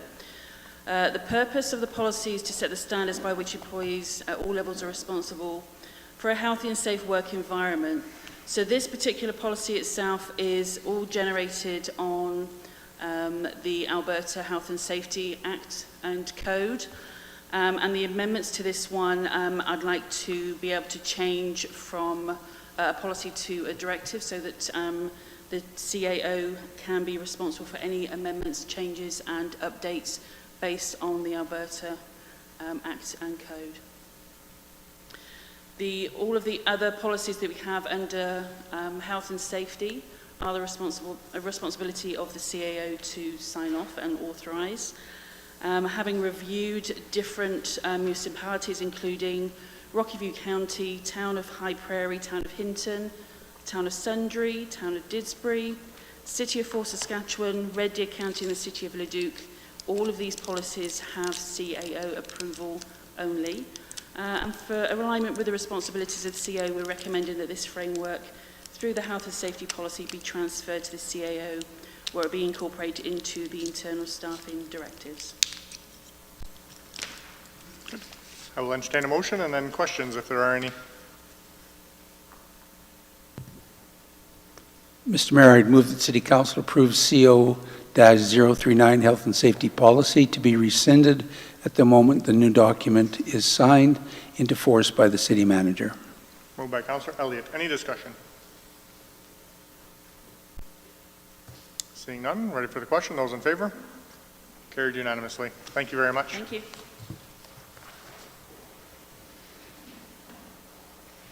B, 2021 projects with unfunded expenses.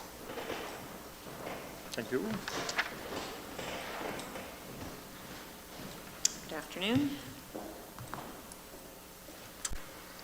In 2021, there were 5 projects with unfunded expenditures that require Council's approval. And while it is within policy and industry standard to go over budget, we do recognize that these projects were over the threshold, and the City Manager has reminded general managers to monitor projects closer. We are in the process of putting some procedures in place to help eliminate this or significantly reduce it in the future. And once Jody is back, we'll discuss those with her. The first one was the 2019 airport lighting. The project was originally approved in 2019 with a budget of $280,000, with $70,000 from the contingency reserve and $210,000 from the community airport program. The project was complete with overages in the amount of $36,242. Because we were finalizing year end, we did fund this from contingency, although should Council direct otherwise, we can change our working paper prior to finalizing the year end. Administration is recommending that it be funded in the amount of $36,242,000 from the contingency reserve. Next item is the 2021 traffic signal replacement. The traffic signal replacement project was approved in 2021 with a budget of $350,000 from grant programs. The overage was $26,004, with administration recommending it come from MSI. Jody has already been in contact with the province in regards to funding this through the grant program. Next item is the 2020 Public Workshop with a budget of $3 million in the 2020 budget. Administration recommends funding the overages of $68,029 from MSI. And again, Jody has been in contact with the province in regards to this funding. Municipally controlled corporation. In 2021, There were expenses in the amount of $377,689.60 relating to the implementation and incorporation of the municipally controlled corporation. And that included legal and accounting fees, which were charged originally to the city manager's legal budget line. Administration recommends funding these expenses from the wastewater reserve, as that's what it was related to. I would just note too that already in 2022 we have an additional $61,000 in expenses that most likely administration will be coming back looking for funding on that. In the fall of 2021 we had water treatment plant emergency, and we had expenses of $212,127.05. And as these were related to water, administration is recommending that this expense be funded from the water reserve. We have proceeded with, based on administration's recommendation, we have funded those already in the 2020 year end, but subject to council's ratification, we'll leave as is, or if council directs otherwise, we will amend accordingly.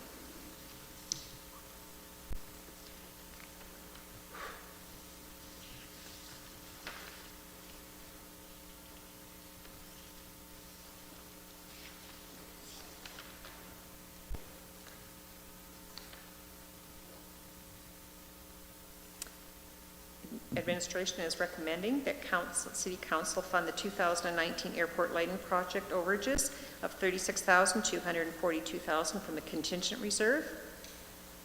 Secondly, that City Council fund the 2021 traffic signal replacement project overages of $26,004 from the Municipal Sustainability Initiative.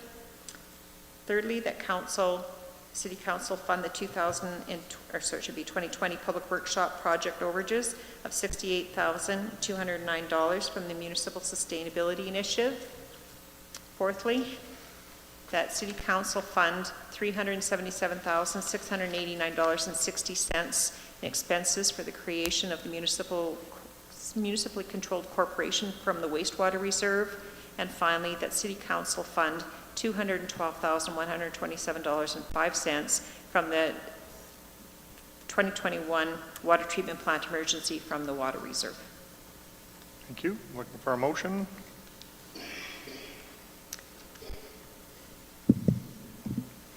I move that City Council fund the 2019 airport lighting project overage of $36,242 from the contingency reserve. Moved by Councillor Billingsley. Any discussion? Councillor Nielsen. Through the chair, Sue, typically, what kind of dollars are put into contingencies on capital projects like this? Through the chair to Councillor Nielsen, it's usually 10%. It could go as high as 30, but we would identify that in the project charter. This one, I believe, was 10%. And then within the capital project policy, we have a overage of 5% of the entire budget that is considered allowable on top of the contingency. And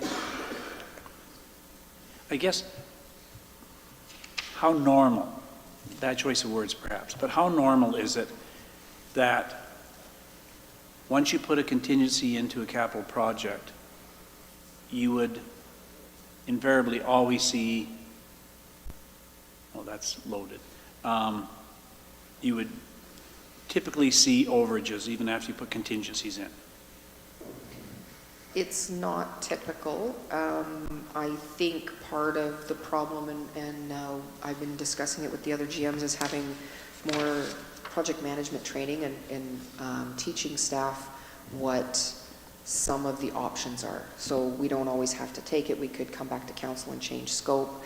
We could look at, there's a number of different things that we could look at to try and stay within budget, but I think some of it could be just inexperienced project managers as well.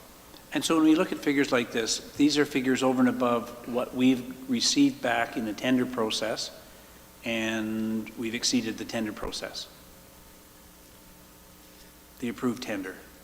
The approved budget. Yeah. Yeah. So is it safe to say, based on your last comments, that we should see less of this as time progresses as people become better trained in the process, that we would see fewer of these coming forward to council for paying these overages. Yes. Thank you. Councillor Billingsley. Mike. Turn on my mic.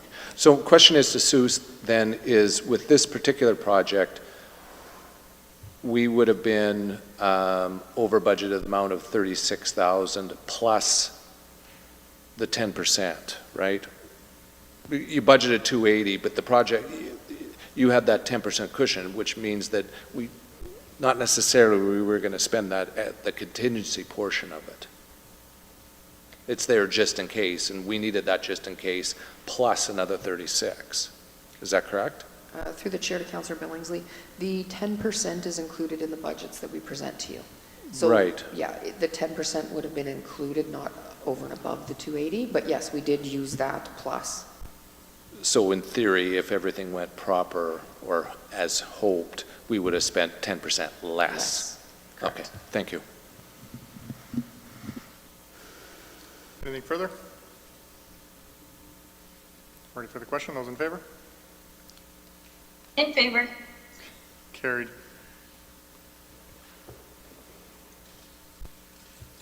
You're going to move them all? Fine. I move that City Council fund the 2021 traffic signal replacement project overages of $26,004 from the Municipal Sustainability Initiative. Moved by Councillor Billingsley. Any discussion? Ready for the question? Those in favor? In favor. Carried unanimously. I move that City Council fund the 2021 Public Workshop project overages of $68,209 from the Municipal Sustainability Initiative. Moved by Councillor Billingsley. Any discussion? Councillor Nielsen.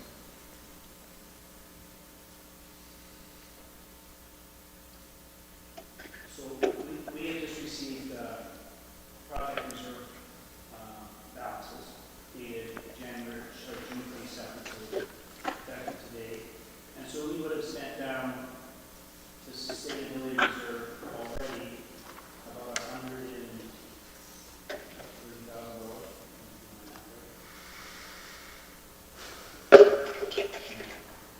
Closer to 70,000, I guess. And then we're adding another 94. So are you anticipating further draw on that sustainability reserve? Through the chair to Councillor Nielsen, we should be, this was the discussion that we had previously with Diana about spending the government's money first. So we will, and they've recently given notice that we only have until I believe 2024 to spend all of the MSI allocation. So we will be pulling all of this down as much as possible. Will MSI have that carryover, the same carryover of 5 plus the year it's awarded? So even when, with MSI being done in 2023 and LGFF supposed to be starting in 2024, 2023 funds, will we still have that 5+1 year to spend it? As per the... Unless they change that. Okay. Yeah. I'm not talking about the LGFF funding, but Yeah. the MSI funding should still be held true to that timeline for spending it. I'll have to look at the email. We got an email last week that might have said differently, so I'll Okay. double check that.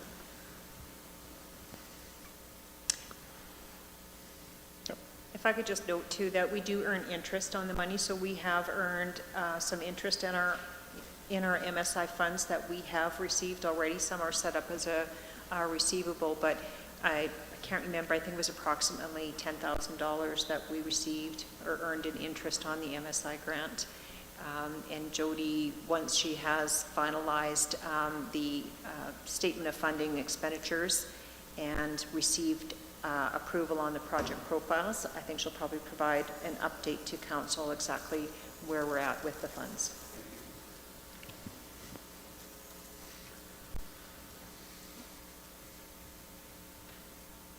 Anything further? Ready for the question? Those in favor? In favor. Carried unanimously. I move that City Council fund $377,689.60 in expenses from the creation of the Municipal Control Corporation from the wastewater reserve. Moved by Councillor Billingsley. Any discussion? Councillor Nielsen. Sue again. Are we anticipating further legal bills in relation to the establishment or the creation of the MCC?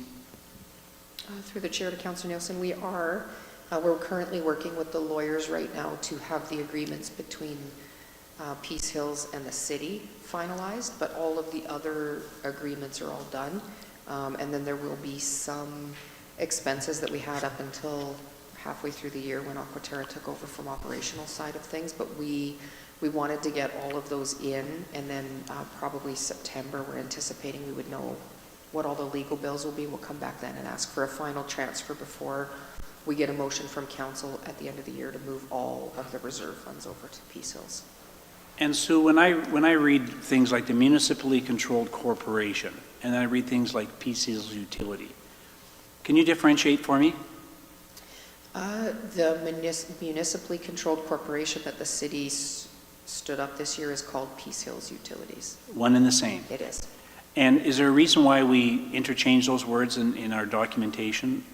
Yeah, we actually use three. Well, there's GBE, the government business enterprise, that was really early on, and then it moved to municipally controlled corporation. One accountants use, one the lawyers use, and Peace Hills Utilities is what we are going to use moving forward. So that will be a standard term, because as Councillor Elliott was talking about, the notification that went out to the public talked about Peace Hills Utility, but a lot of our pre-action talked about an MCC. And so it speaks to some of the confusion, and that's why I asked the question here today. So we will see Peace Hills Utility being the acronym or the name moving forward, and we won't see MCC. Correct. Thank you.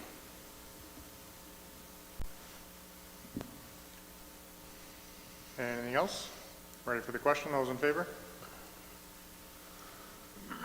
Opposed?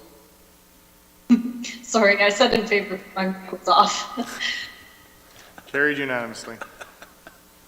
I move that City Council fund $212,127.05 of expenses from the 2021 water treatment plant emergency from the water reserve. Moved by Councillor Billingsley. Any discussion? Ready for the question? Those in favor? In favor. Carried. Thank you. 15C, tax cancellations and rebates.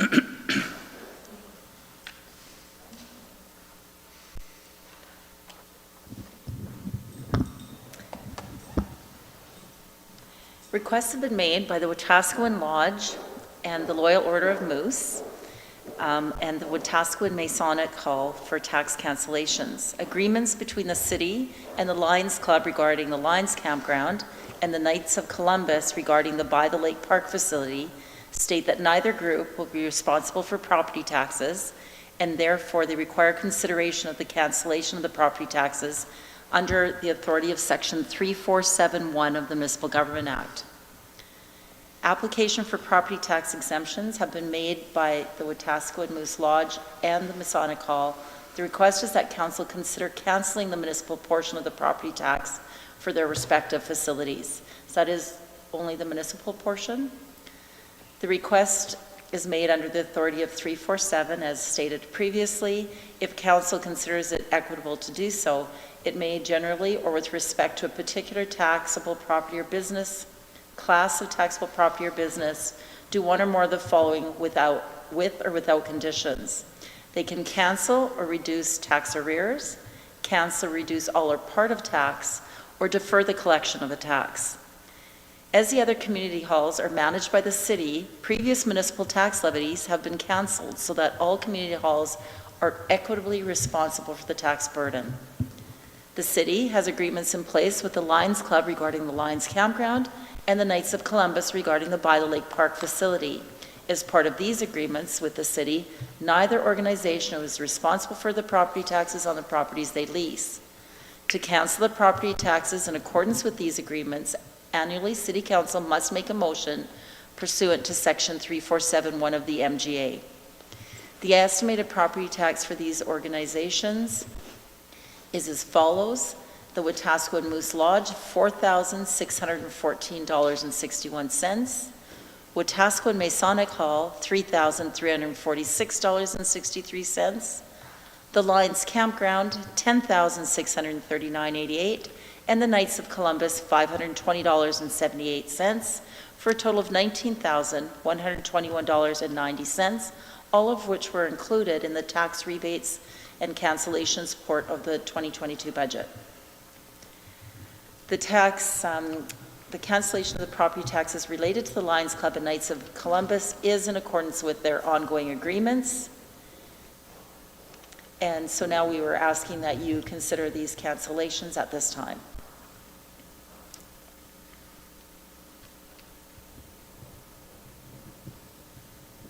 Mr. Mayor, I would move that City Council cancel the municipal portion of property taxes on rolls 210210, the Moose Hall, and roll 180900 and 180910, the Masonic Hall, pursuant to Section 347, subsection 1 of the Municipal Government Act. Moved by Councillor Elliott. Any discussion? Ready for the question? Those in favor? In favor. Carried unanimously. Mr. Mayor, I'd move that City Council cancel the total tax levy for roll 360020, the Lions Campground, in accordance with the lease agreement dated October 10th, 1995, and subsequent extensions thereto pursuant to Section 347, subsection 1 of the Municipal Government Act. Moved by Councillor Elliott. Any discussion? Go ahead. These groups are all, they know ahead of time that they can apply, correct? That's correct. These ones are aware because they have on a regular basis. The Lions Club and the Knights of Columbus is an ongoing agreement that we have with them. So it's just anticipated through the agreement that they are not paying. So that's why we need to come forward to you to have that motion that it actually gets removed off of the tax roll. I understand that, but didn't the Legion used to come and ask for this as well, except for the bar portion where they were making money off? That was considered commercial, and the rest of it, at least at one point in time when I was on council, that's what we used to do for the Legion. So part of the Legion is actually exempt, except for that portion where they do have the bar open, so that portion is taxable. They have met with the assessor, determined what that portion is that they actually are using to generate a revenue, and then that's the reason that it is a taxable portion. So at this point that they are paying that part separately. Okay, thank you. You're welcome. Anything further? Ready for the question? Those in favor? Carried unanimously. Mr. Mayor, I'd move that City Council cancel the total tax levy for roll 390070, the Knights of Columbus. I think there's more than one. In accordance with the lease agreement dated July 22, 1996, and extensions thereto pursuant to Section 347, subsection 1 of the Municipal Government Act. Moved by Councillor Elliott.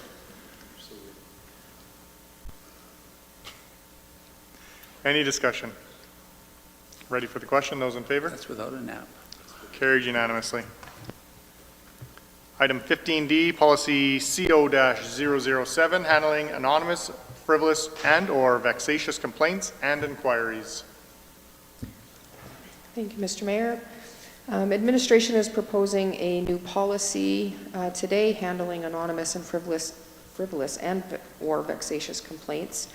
Administration has seen an increase in the number of complaints that have come through, and council has responded by putting in things like the whistleblower hotline and avenues for people to make complaints against the organization. We also have a customer service policy complaint process, and there still appears to be other complaints that are making it through that are taking a lot of time of administration's time dealing with. So we've had a few complaints come in where citizens are either not happy with the decisions or the answers that are being provided to them, or they're trying to hold the city responsible for things that are the responsibility of other orders of government. And so it's been taking a considerable amount of time, city staff time as well as financial resources to deal with some of these, as we have to hire lawyers, complete investigations and such. So in an attempt to lessen the impact on the organization, we're asking that this policy be approved. It's new, so there are no highlights. And, sorry, I'm just trying to find my agenda package is out of order. Sorry, can you go back up to the RFD? Thanks. Oh, yeah, so in the implications to the organization, at the time that the RFD was written, so far in 2022, administration has spent close to $10,000 on one complaint, and the complaint was found to be unwarranted. So because of the way that it came in, we had to do the investigation. We had to hire the lawyers to go through and help us, and that complaint isn't finalized yet either. These were all things that were not planned and are coming out of the legal fees, the legal budget out of the city manager's office. So again, later in the year, we'll be updating you where we're at with that, because obviously we didn't plan for this, and some of that will go over. So I wanted to highlight that not only the staff time, which was extremely hard to quantify when we started to look into how many people just for this one complaint had been there, but I would argue it was probably close to the same amount in the monetary value that we set out as well. So we put the policy in front of you for feedback and or approval. I'd be happy to answer any questions.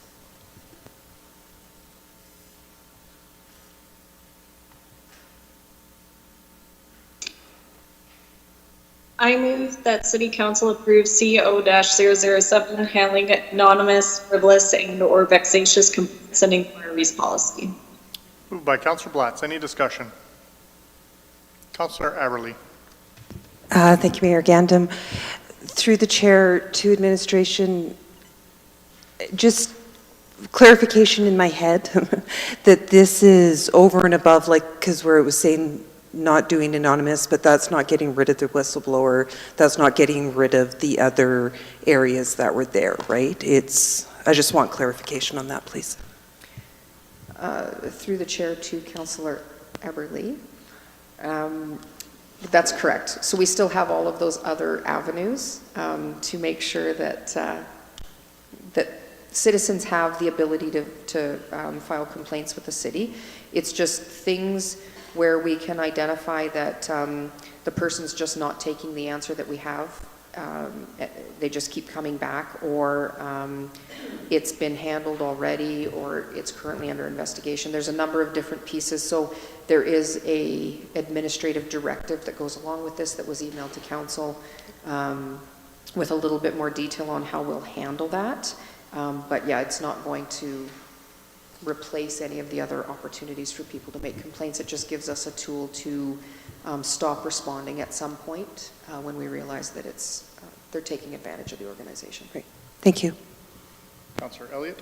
Thank you, Mr. Mayor. I just would like to make a comment that we do have a policy, a zero tolerance policy of abuse of our staff and of council, and there seems to be a lot of foul language being focused on some of our staff when they're answering the phone and things, and just to remind people that being polite and getting the answers is much more acceptable. And if people aren't being appropriate, they're being vexatious, then our staff have the right to not continue the phone calls anymore, or the emails, or whatever form of communication we're taking.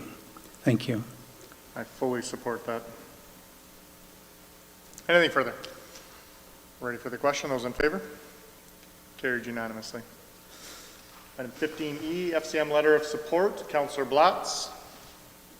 Thank you. Yeah, so there has been a few advertisements that have gone out in our emails about that they're asking for standing members that are non-board members, but are people part of certain FCM organizations. As you all know, I'm a part of the Green Municipal Fund Council, and I didn't realize that I'm eligible to apply for those. And I had a few staff members reach out and ask me to apply. I think it would be a great opportunity. The reason why I do that is because some of the list, you apply for 2 or 3 of the different committees. Some of the ones that I'm looking at doing is the anti-racism and equity committee, as well as the social development fund and the rural forum. So all of these different committees provide some opportunities to network different federal ministers, as well as give everybody some ideas and some opportunities for what you can apply for regarding housing and homelessness, Aboriginal relations, infrastructure investments, and more. So, and especially with us looking at diversity and inclusivity aspect of our strategic plan, I think that this is a good opportunity for us to find out what municipal governments are in charge of and what opportunities are out for us. And so we just need a letter of consent from our municipality, but my motion actually has an extra added portion of it, which is that SCF doesn't fund for the different people to be a part of these committees, so the funding would have to come from municipalities. So with that in mind, I think that's an economic barrier to a lot of smaller communities to not want to join these committees because of the financial barriers that there are. And so I put a little caveat to it that I put in my application that I would be attending my meetings only rather than flying out to Ontario 3 times a year. And that is it. Are you going to make the motion? Yeah. It is, I move that City Council sends a letter of consent to the Federation of Canadian Municipalities, company Councillor Blatt's application to the standing committees of June 30th, 2022, with the inclusion on the application that Councillor Blatt's will be attend online. Perfect. Moved by Councillor Blatz. Any discussion? Councillor Billingsley. It's a little hard to understand. Are you just, is this a new committee that you'll be sitting on? Sorry, I didn't quite get the gist of exactly what this was. Yeah, absolutely. So FCM has a number of standing committees that you can apply and be part of. And so that is why I'm applying for. It's a new committee.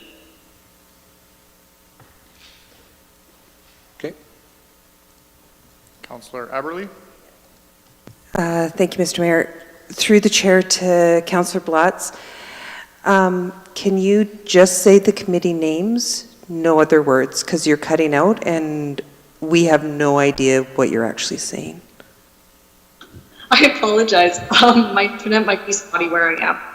So it's Rural Forum, Social Economic Development, and Anti-Racism Integrity. Rural Social Development? Rural Forum and Social Economic Development. We caught that? Okay. Thank you. Go ahead. Is there any cost to the city? That was the part that I put at the end of my motion, because there won't be any cost to the city as long as we're not sending me to Ontario. If I attend meetings online, there's no cost to the municipality.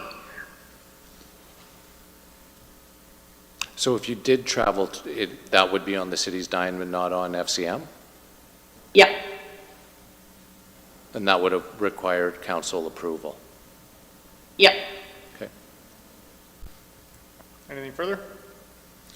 So you have the letter that we're signing, or template?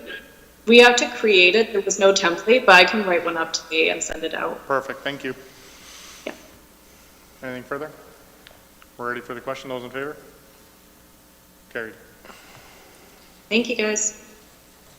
Item 15F, local improvement.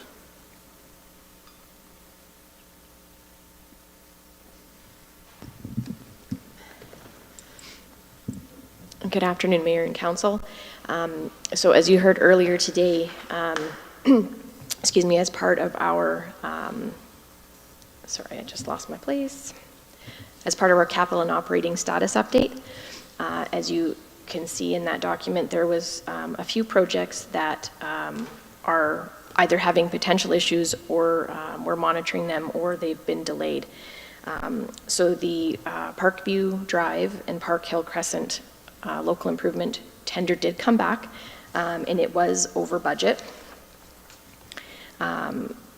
So we are, I guess, at this point, we're almost into July, we're running out of construction season, so administration is recommending that we postpone this project to 2023 with re-tendering it in December to hopefully get better costs. But there was no feedback from the local improvement from any of the community members.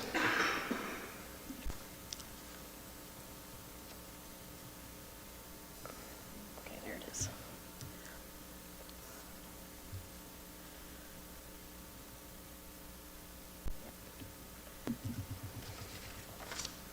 If you have any questions, I would be happy to answer them. Councillor Billingsley. I move that City Council directs administration to retender the local improvement project on Parkview Drive in December of 2022. Moved by Councillor Billingsley. Any discussion? Councillor Nielsen. So, through the chair to Kathy, the fact that we haven't heard anything back from the residences, so I'm assuming the letter went out and there has not been a petition against it. Through the mayor to Councillor Nielsen, that is correct. So do we assume then, a year from now, that there is no contesting of that, or do we have to send out a letter again? Through the mayor to Councillor Nielsen, I believe we would have to send out a new letter with the new rates for the local improvement. Great, thank you.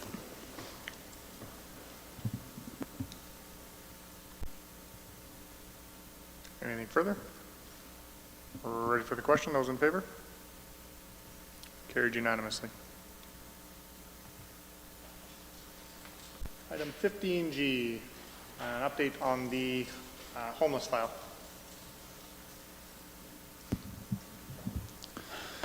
Good afternoon, Council. As noted this morning in my presentation at the Committee of the Whole, I noted that on May 31st, 2022, the shelter had closed as a result of insufficient funding to continue that operation from the Government of Alberta to the mustard seed. Just wanted to share some statistics from our bylaw team with you this afternoon. Since the shelter has closed on May 31st, Enforcement Services has noticed an 84% increase in their bylaw stats related to the homeless population. Just to break it out for you, specifically, calls for assists have risen about 76%, public intoxication have risen about 67%, loitering has risen about 286%, and trespassing have risen 50%. And I know you folks may be hearing from the businesses in the area in regards to what they're seeing. I do not have the statistics from the RCMP, although from conversations with them, I do know that they are seeing some pretty significant increases, but I don't have the actual statistics with you, and I'm sure Inspector Durance will provide that during his Q1 report, which is scheduled to come to Council on July 11th. The Government of Alberta has made administration aware of an opportunity to continue providing emergency shelter service to the homeless population in the community over the next 2 years, and our administration has a motion for you for your approval or debate and approval here this afternoon. And I just asked Karen if you wouldn't mind putting that up on the screen for review.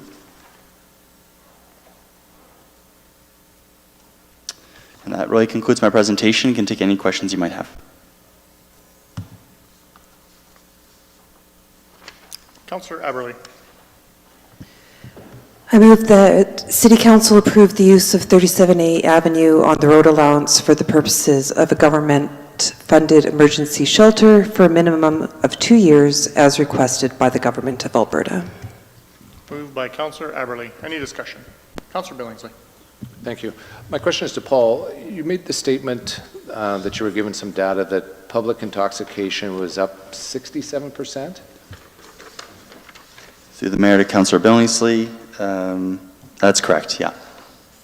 So when the shelter was open, were the clients allowed to drink there? or? From my understanding, through the Mayor to Councillor Billingsley, they were not allowed to consume any alcohol on premises. My understanding, though, is that individuals that had been drinking, if they were done drinking, were allowed into the shelter overnight to sleep. And how will what the government wants to do going forward be different than what was happening through the mustard seed? Like, are the programs going to be similar, or are they wanting to do more of getting these folks into a better place, or is this going to be temporary housing for people?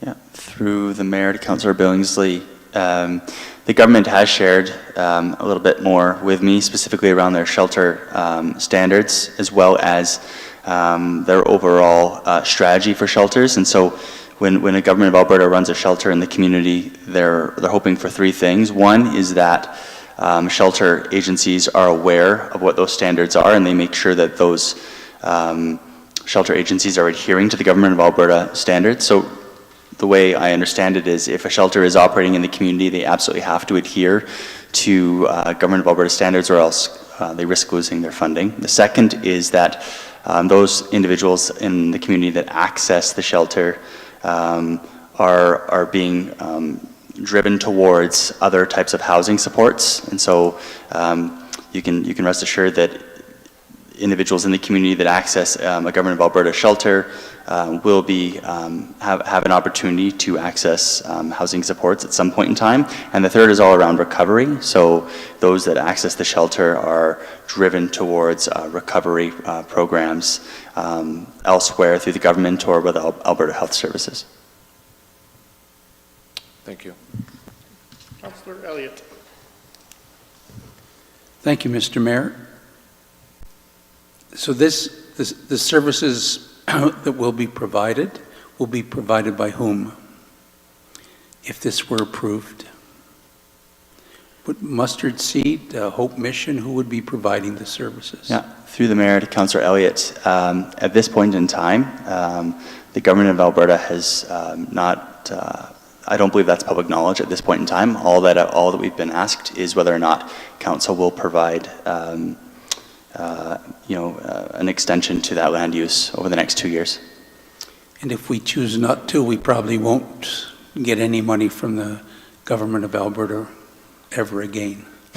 That's going a little bit too far, but if we ask down the road for funding and this has been turned down, probably they wouldn't look favorably upon us. Through the Mayor to Councillor Elliott, I can't speak. I can't speak to the future of the funding indefinitely. But if you're looking into the short term, just over the course of this winter, there's an opportunity right now to have an emergency shelter funded over the winter at a bare minimum.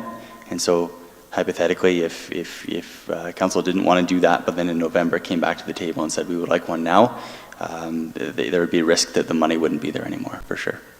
So for at least the last 3 years, council has been scrambling in about August and September to try and provide a warming shelter. So this would take that all away for the next 2 years. Through Correct? the Mayor to Councillor Elliott, yes, if council approves an extension over the next 2 years, the government of Alberta has committed funding at a minimum over this winter and up to the next 2 years. And just one more question, Mr. Mayor. In your communication, is there any follow-up after the 2 years? Through the Mayor to Councillor Elliott, haven't been given that information. We haven't had a lot of discussions as to what happens after the next 2 years. I did provide in my update earlier today discussions between city administration and the Hope Mission as directed by council. And so as those conversations continue and as that story unfolds, there should be more information in regards to the next 2 years, I would think. But as of right now, I have not been provided any information from the government of Alberta after the next 2 years. Thank you, and I appreciate all the time and effort you've put into bringing this report back and to doing all that you've done for our vulnerable population. Thank you very much. Thanks. Thank you, Mr. Mayor. No problem. Councillor Nielsen. Thank you. Through the chair to Paul. As I understand it, what's being proposed by the government of Alberta is increasing potential occupancy from, I think we had around 25 beds with the last shelter, to up to 50 beds with this proposed shelter. Is that correct? Through the mayor to Councillor Nielsen, I can't speak to the, I cannot speak to any of the specifics around the actual encampment itself. That was any information I have in regards to what a proposed encampment looks like, or the occupancy or the numbers of is confidential information. I don't have any access to that information.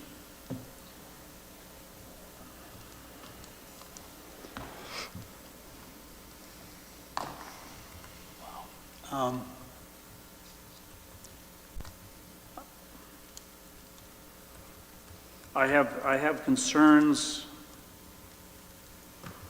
with how this is unfolded.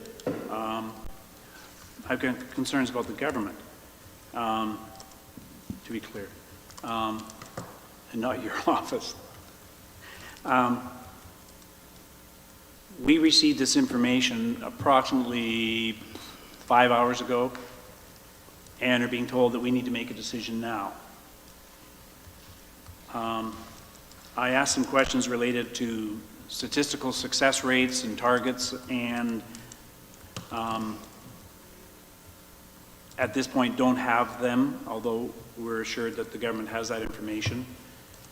The specifics revolving around what the proposal is, other than they want the site for a guaranteed 2 years, is we want you to vote on something that we aren't going to be sharing with the community in terms of the confidential details of it, but we expect council to go ahead and make this decision on behalf of the community and the vulnerable population. I see it putting us in a position where we have to make a decision with limited information, and we will make a guarantee of 2 years, but beyond that we have no idea what the government has up their sleeve, or even if they'll be in power. And I think the question that was asked earlier about who the provider is, if there is more beds, potentially, or even if there's 25, if it stays the same, unless the provider is going to allow the use of alcohol and drugs at the facility, where are we expecting some of the clients to go to take care of their issues, whether it's drinking or drugs? How are we going to address vandalism, open drinking and drug use, and garbage in our community, which is what we're dealing with now. I understand the need to enter into these conversations, but in order to make good decisions, we need good information, and I think we're lacking a lot of information, certainly from the government. So I'll get off my soapbox. Thank you. Councillor Aberley. Thank you, Mr. Mayor. This is going to be through the chair to council, but Karen, could you please put the motion on the screen, please?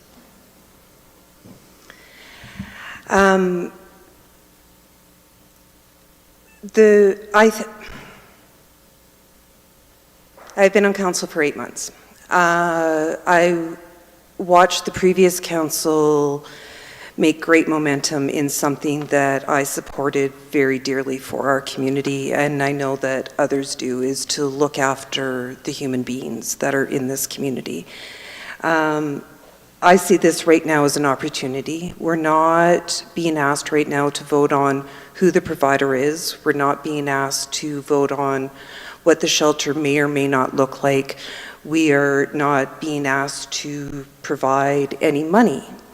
We are asked to say that we are committed, after we've gone in, and I have been a part of this, to multiple levels of government and said, we need something done and we need you to come forth. And what they're saying to us is, we need a plot of land. We need you to say for 2 years, here is a plot of land, and we will answer some of these questions or come with some of these asks for you. So there have been successes, there have been failures in the past year that the past years, excuse me, that I think none of us are going to sit on and just let a shelter do whatever it wants, right? I think that was learnt. I think we will continue to have questions with our CPOs. I think we will continue to have relationships with whatever organization is asked to go forward with what a shelter may or may not look like. Right now is not what they're asking of us. Right now they're saying, can we have a plot of land for 2 years? Are you committed at least to that? You've asked for all of these things from us. Can you commit to that? And I almost don't see how we cannot. This is an opportunity. We're getting what we asked for. Thank you. Councillor Billingsley. Thank you. I'm not sure that we did ask. The last motion that was put forward in last fall was for a temporary winter warming shelter. At that point, with sensitivity training and guarded security. Past that, there has been no motion made by council for anything further to that. So to say that we've been asking, that might be individuals, but it hasn't been as a group of a council decision to make that. Right? Councillor Aberley. I don't disagree with, thank you, Mr. Mayor, and through the chair to Councillor Billingsley. I don't disagree with how you said it, and I agree that was there a motion from council specifically for this. Are we going to, has there been continuing to be motions every year, or that we have to make this one very specific ask each year to continue to have this battle that we continue to go on, as we're having conversations where we have had conversations where we met in ministers' offices. We have had these things going forward and asking others to join us, whether it's myself, whether it's Mayor Gandam, whether there are other people coming in to do that. I do think we, as a community, have asked that. Have we put it into a specific motion from council? I agree, no, we have not. This is a first step, and if you require that motion and we debate on that, I'm willing to put that one forward as well. And I don't think we need a motion of council to direct. Gabrielle Black is now joining. To direct the government of Alberta or the federal government of Canada to look after a homeless or a vulnerable population. That's their mandate. We don't make a motion to build a hospital in a community. We don't. These are things that the province and the federal government are mandated to look after and collect taxes to look after. We've been asking for a long-term plan and support from the provincial government to look after our homeless and vulnerable population. They're now at the table saying, we're willing to do that. They're funding it. They're funding the provider. All they're asking for is a place in Wetaskiwin for that to happen. If that's a sticking point, then I think that we've got way bigger issues as a community than we do in terms of a vulnerable population. For I don't know how many years, can probably go back to 2019 or 2018 and talk about the decades-old problem that we've got in the community. We've had a shelter closed now for about a month and are now getting feedback from the community and from the businesses in the area that while the shelter is closed, they're having a negative impact on their business. People are having negative impacts or negative experiences with public intoxication or loitering or panhandling. Paul had talked about the statistics about the calls for service that have gone up in the last month since the shelter is closed. So we don't need a motion of council to have the provincial government look after the homeless population, just like we don't need them to have a motion saying we need mental health and addictions looked after or seniors housing looked after. That's a provincial mandate. If the question is where the shelter should go and council has a dispute in that, then great, I'd be happy to debate that. But if a different order of government is coming in and funding something that is their responsibility, that's not a debate of council. Not letting them set up or sell city land or donate city land is absolutely the debate of this council. We can carry on with the issues that we've had for a month since the shelter's closed, or from 30 years ago, from when we didn't have a shelter. We have reports from RCMP that they spend 27% of their time dealing with public intoxication, loitering, panhandling, everything else that goes along with that. We've had reports from Alberta Health Services that those who are frequently using the hospital as a place of shelter, especially in the wintertime, or with undiagnosed or untreated medical needs, costing our taxpayers as a province upwards of $500,000 a year individually, not including the nights that are spent in cells to be someplace warm. Again, I've said it before, it's going to be extremely uncomfortable for a while. If we've got a decades-old problem, it's going to take probably decades to solve the problem. If we don't set a course of action to make that happen, and we keep wavering back and forth on what the direction the city is going to take, we're never going to solve it. We're never going to be a better community, and we're never going to offer the supports for those who are suffering with mental health and addictions.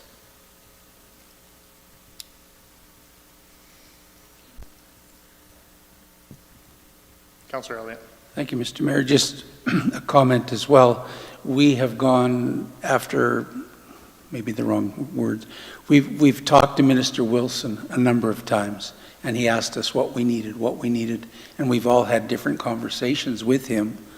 And this, to me, is the government's way of answering all of those different requests. If we don't go ahead with this, then what are we going to be requesting something further down the road again? And I really feel strongly that, excuse me, that if we turn this down and ask again, we might as well say we're never going to get any assistance from the other two orders of government. Thank you. Anything further? Councillor Nielsen.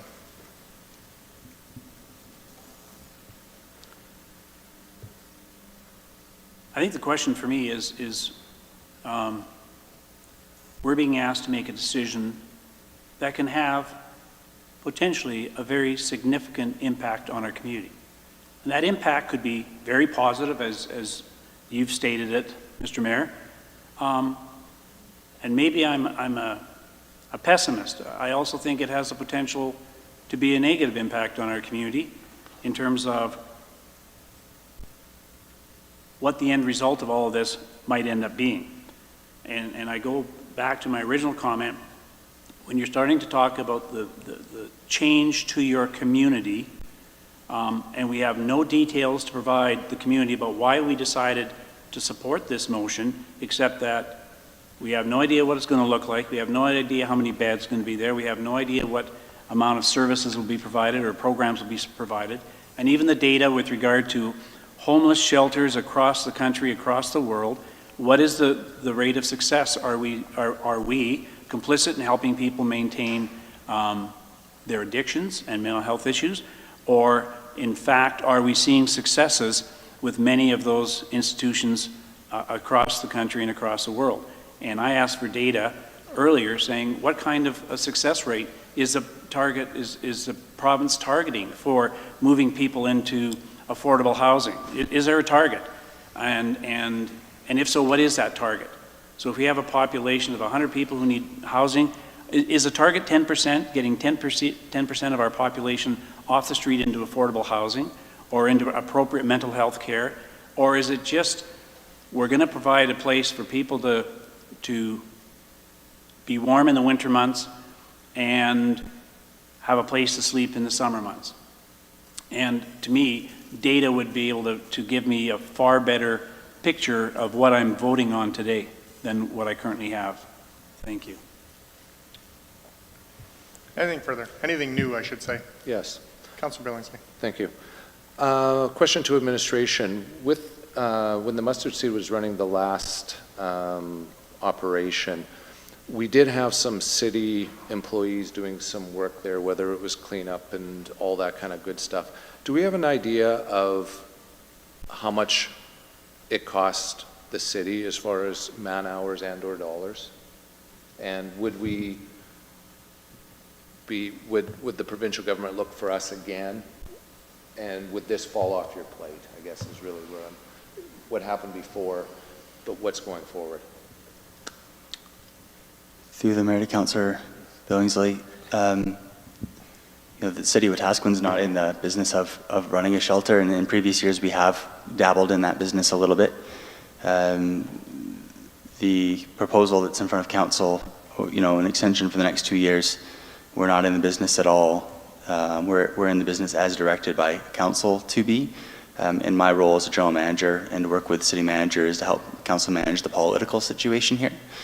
So expect that as long as Wetaskiwin has any homeless, that will portion of that will be political part of our jobs that we do. Specific to the number of man hours that we spent on this when the mustard seed was here, I actually do have that information. It's going to take me a little while to pull That's it up. okay. I guess more so, yeah. But going forward, under this agreement, we're out of that business and we won't have public works people there doing things. Is that fair? Through the Mayor to Councillor Billingsley, that's fair. I mean, it would be treated as any other business, or the hospital for that matter. And I guess my other question then would be, what if we're not satisfied over the next 2 years, and it becomes an absolute bad situation for whatever reason? Do we have recourse? Does this agreement, no matter what, they have control of the property for the next 2 years and there's nothing we can do? To the Mayor to Councillor Billingsley, I'm going to look at Sue a little bit for this, but if the situation was not meeting your expectations and you've read through the Government of Alberta shelter standards and you've looked at their outcomes reporting and you disagree, you feel like it's not working the way it should be, I think that I would hope the first step would be a conversation with either their ministers or staff. But maybe I just get Sue to chime in on they're making this motion, and so what recourse might they have? Through the chair to Councillor Billingsley, I can confirm that every agreement since 2020 that leaves this organization has an exit clause in it, so we will make sure that there is the ability to have the conversation and get out of this agreement if needed with notice. Thank you. Councillor Blatz.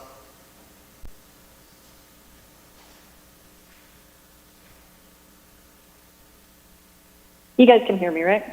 Yep. Solid. Okay. No, and I just wanted to really echo Mayor Gannon's sentiments about what he was saying. I think that there was a need that was seen by the Government of Alberta in our community, and they are taking charge and they want to do the work that needs to get done in order to help address some of the issues that we have in our community. And I think it's been years of us opening and closing shelters and panicking when it gets to be November and there's already snow on the ground. And we can't constantly be in that cycle and say it's progress. It's not progress if we're constantly doing the same thing over and over again. And so I think that it's time that we start really seriously looking at what our long-term goals are, what our short-term goals are, and who exactly we think is in charge of this. And if it's the Government of Alberta and they want to step up, then we are in a great position right now. So that's all I just wanted to add. Thank you. Anything else? I'd like to thank our MLA, Minister Rick Wilson, for his advocacy that he's been doing on our behalf as well.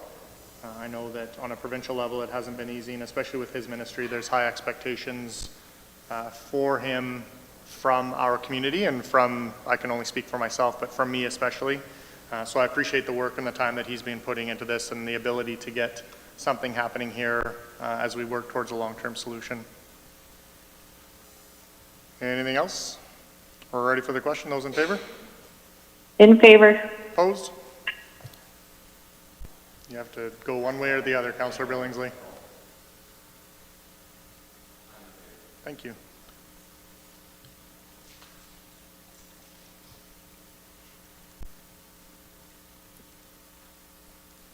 All right. Item 15H, audited financial extension.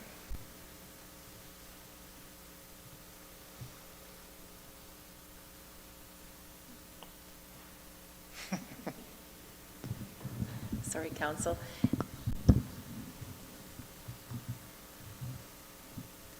Just to confirm that we are requesting a 2-month extension to complete the audit, or to have the auditors complete the 2021 audit of the financial statements. So we are requesting a 2-month extension from the Government of Alberta through Municipal Affairs to do so. So we're requesting a motion to do so by council.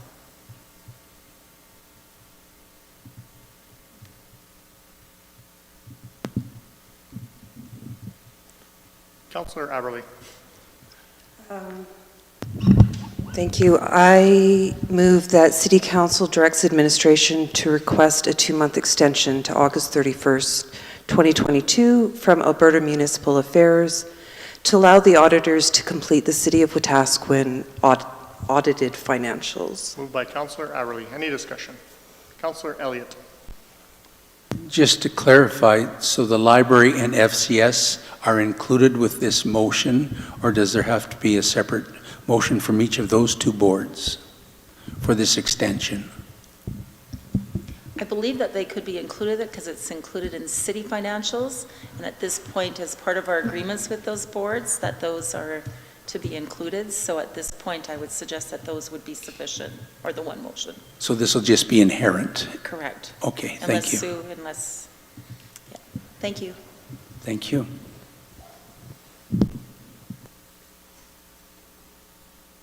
Good. Okay. Ready for the question? Those in favor? In favor. Carried unanimously. Was there anything else? No? Okay. Well, I'd also like to acknowledge our CAO Sue Howard's designation with the CLGM. I know that was a lot of work, and trying to manage a city and doing extra learning and dealing with 7 very unique and special members of council. Unique and special don't go together. You can be unique and special. We're uniquely special? We're special in our own unique ways. So congratulations on getting that done. And I know that's a...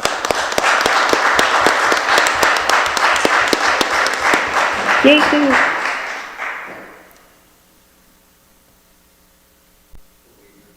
Yeah. I move that we adjourn. Like Councillor Billingsley. I keep forgetting I'm just going to start declaring it. Those in favor? Carried. In favor. Thanks, Gabby. Thanks, everyone. Thanks, everyone.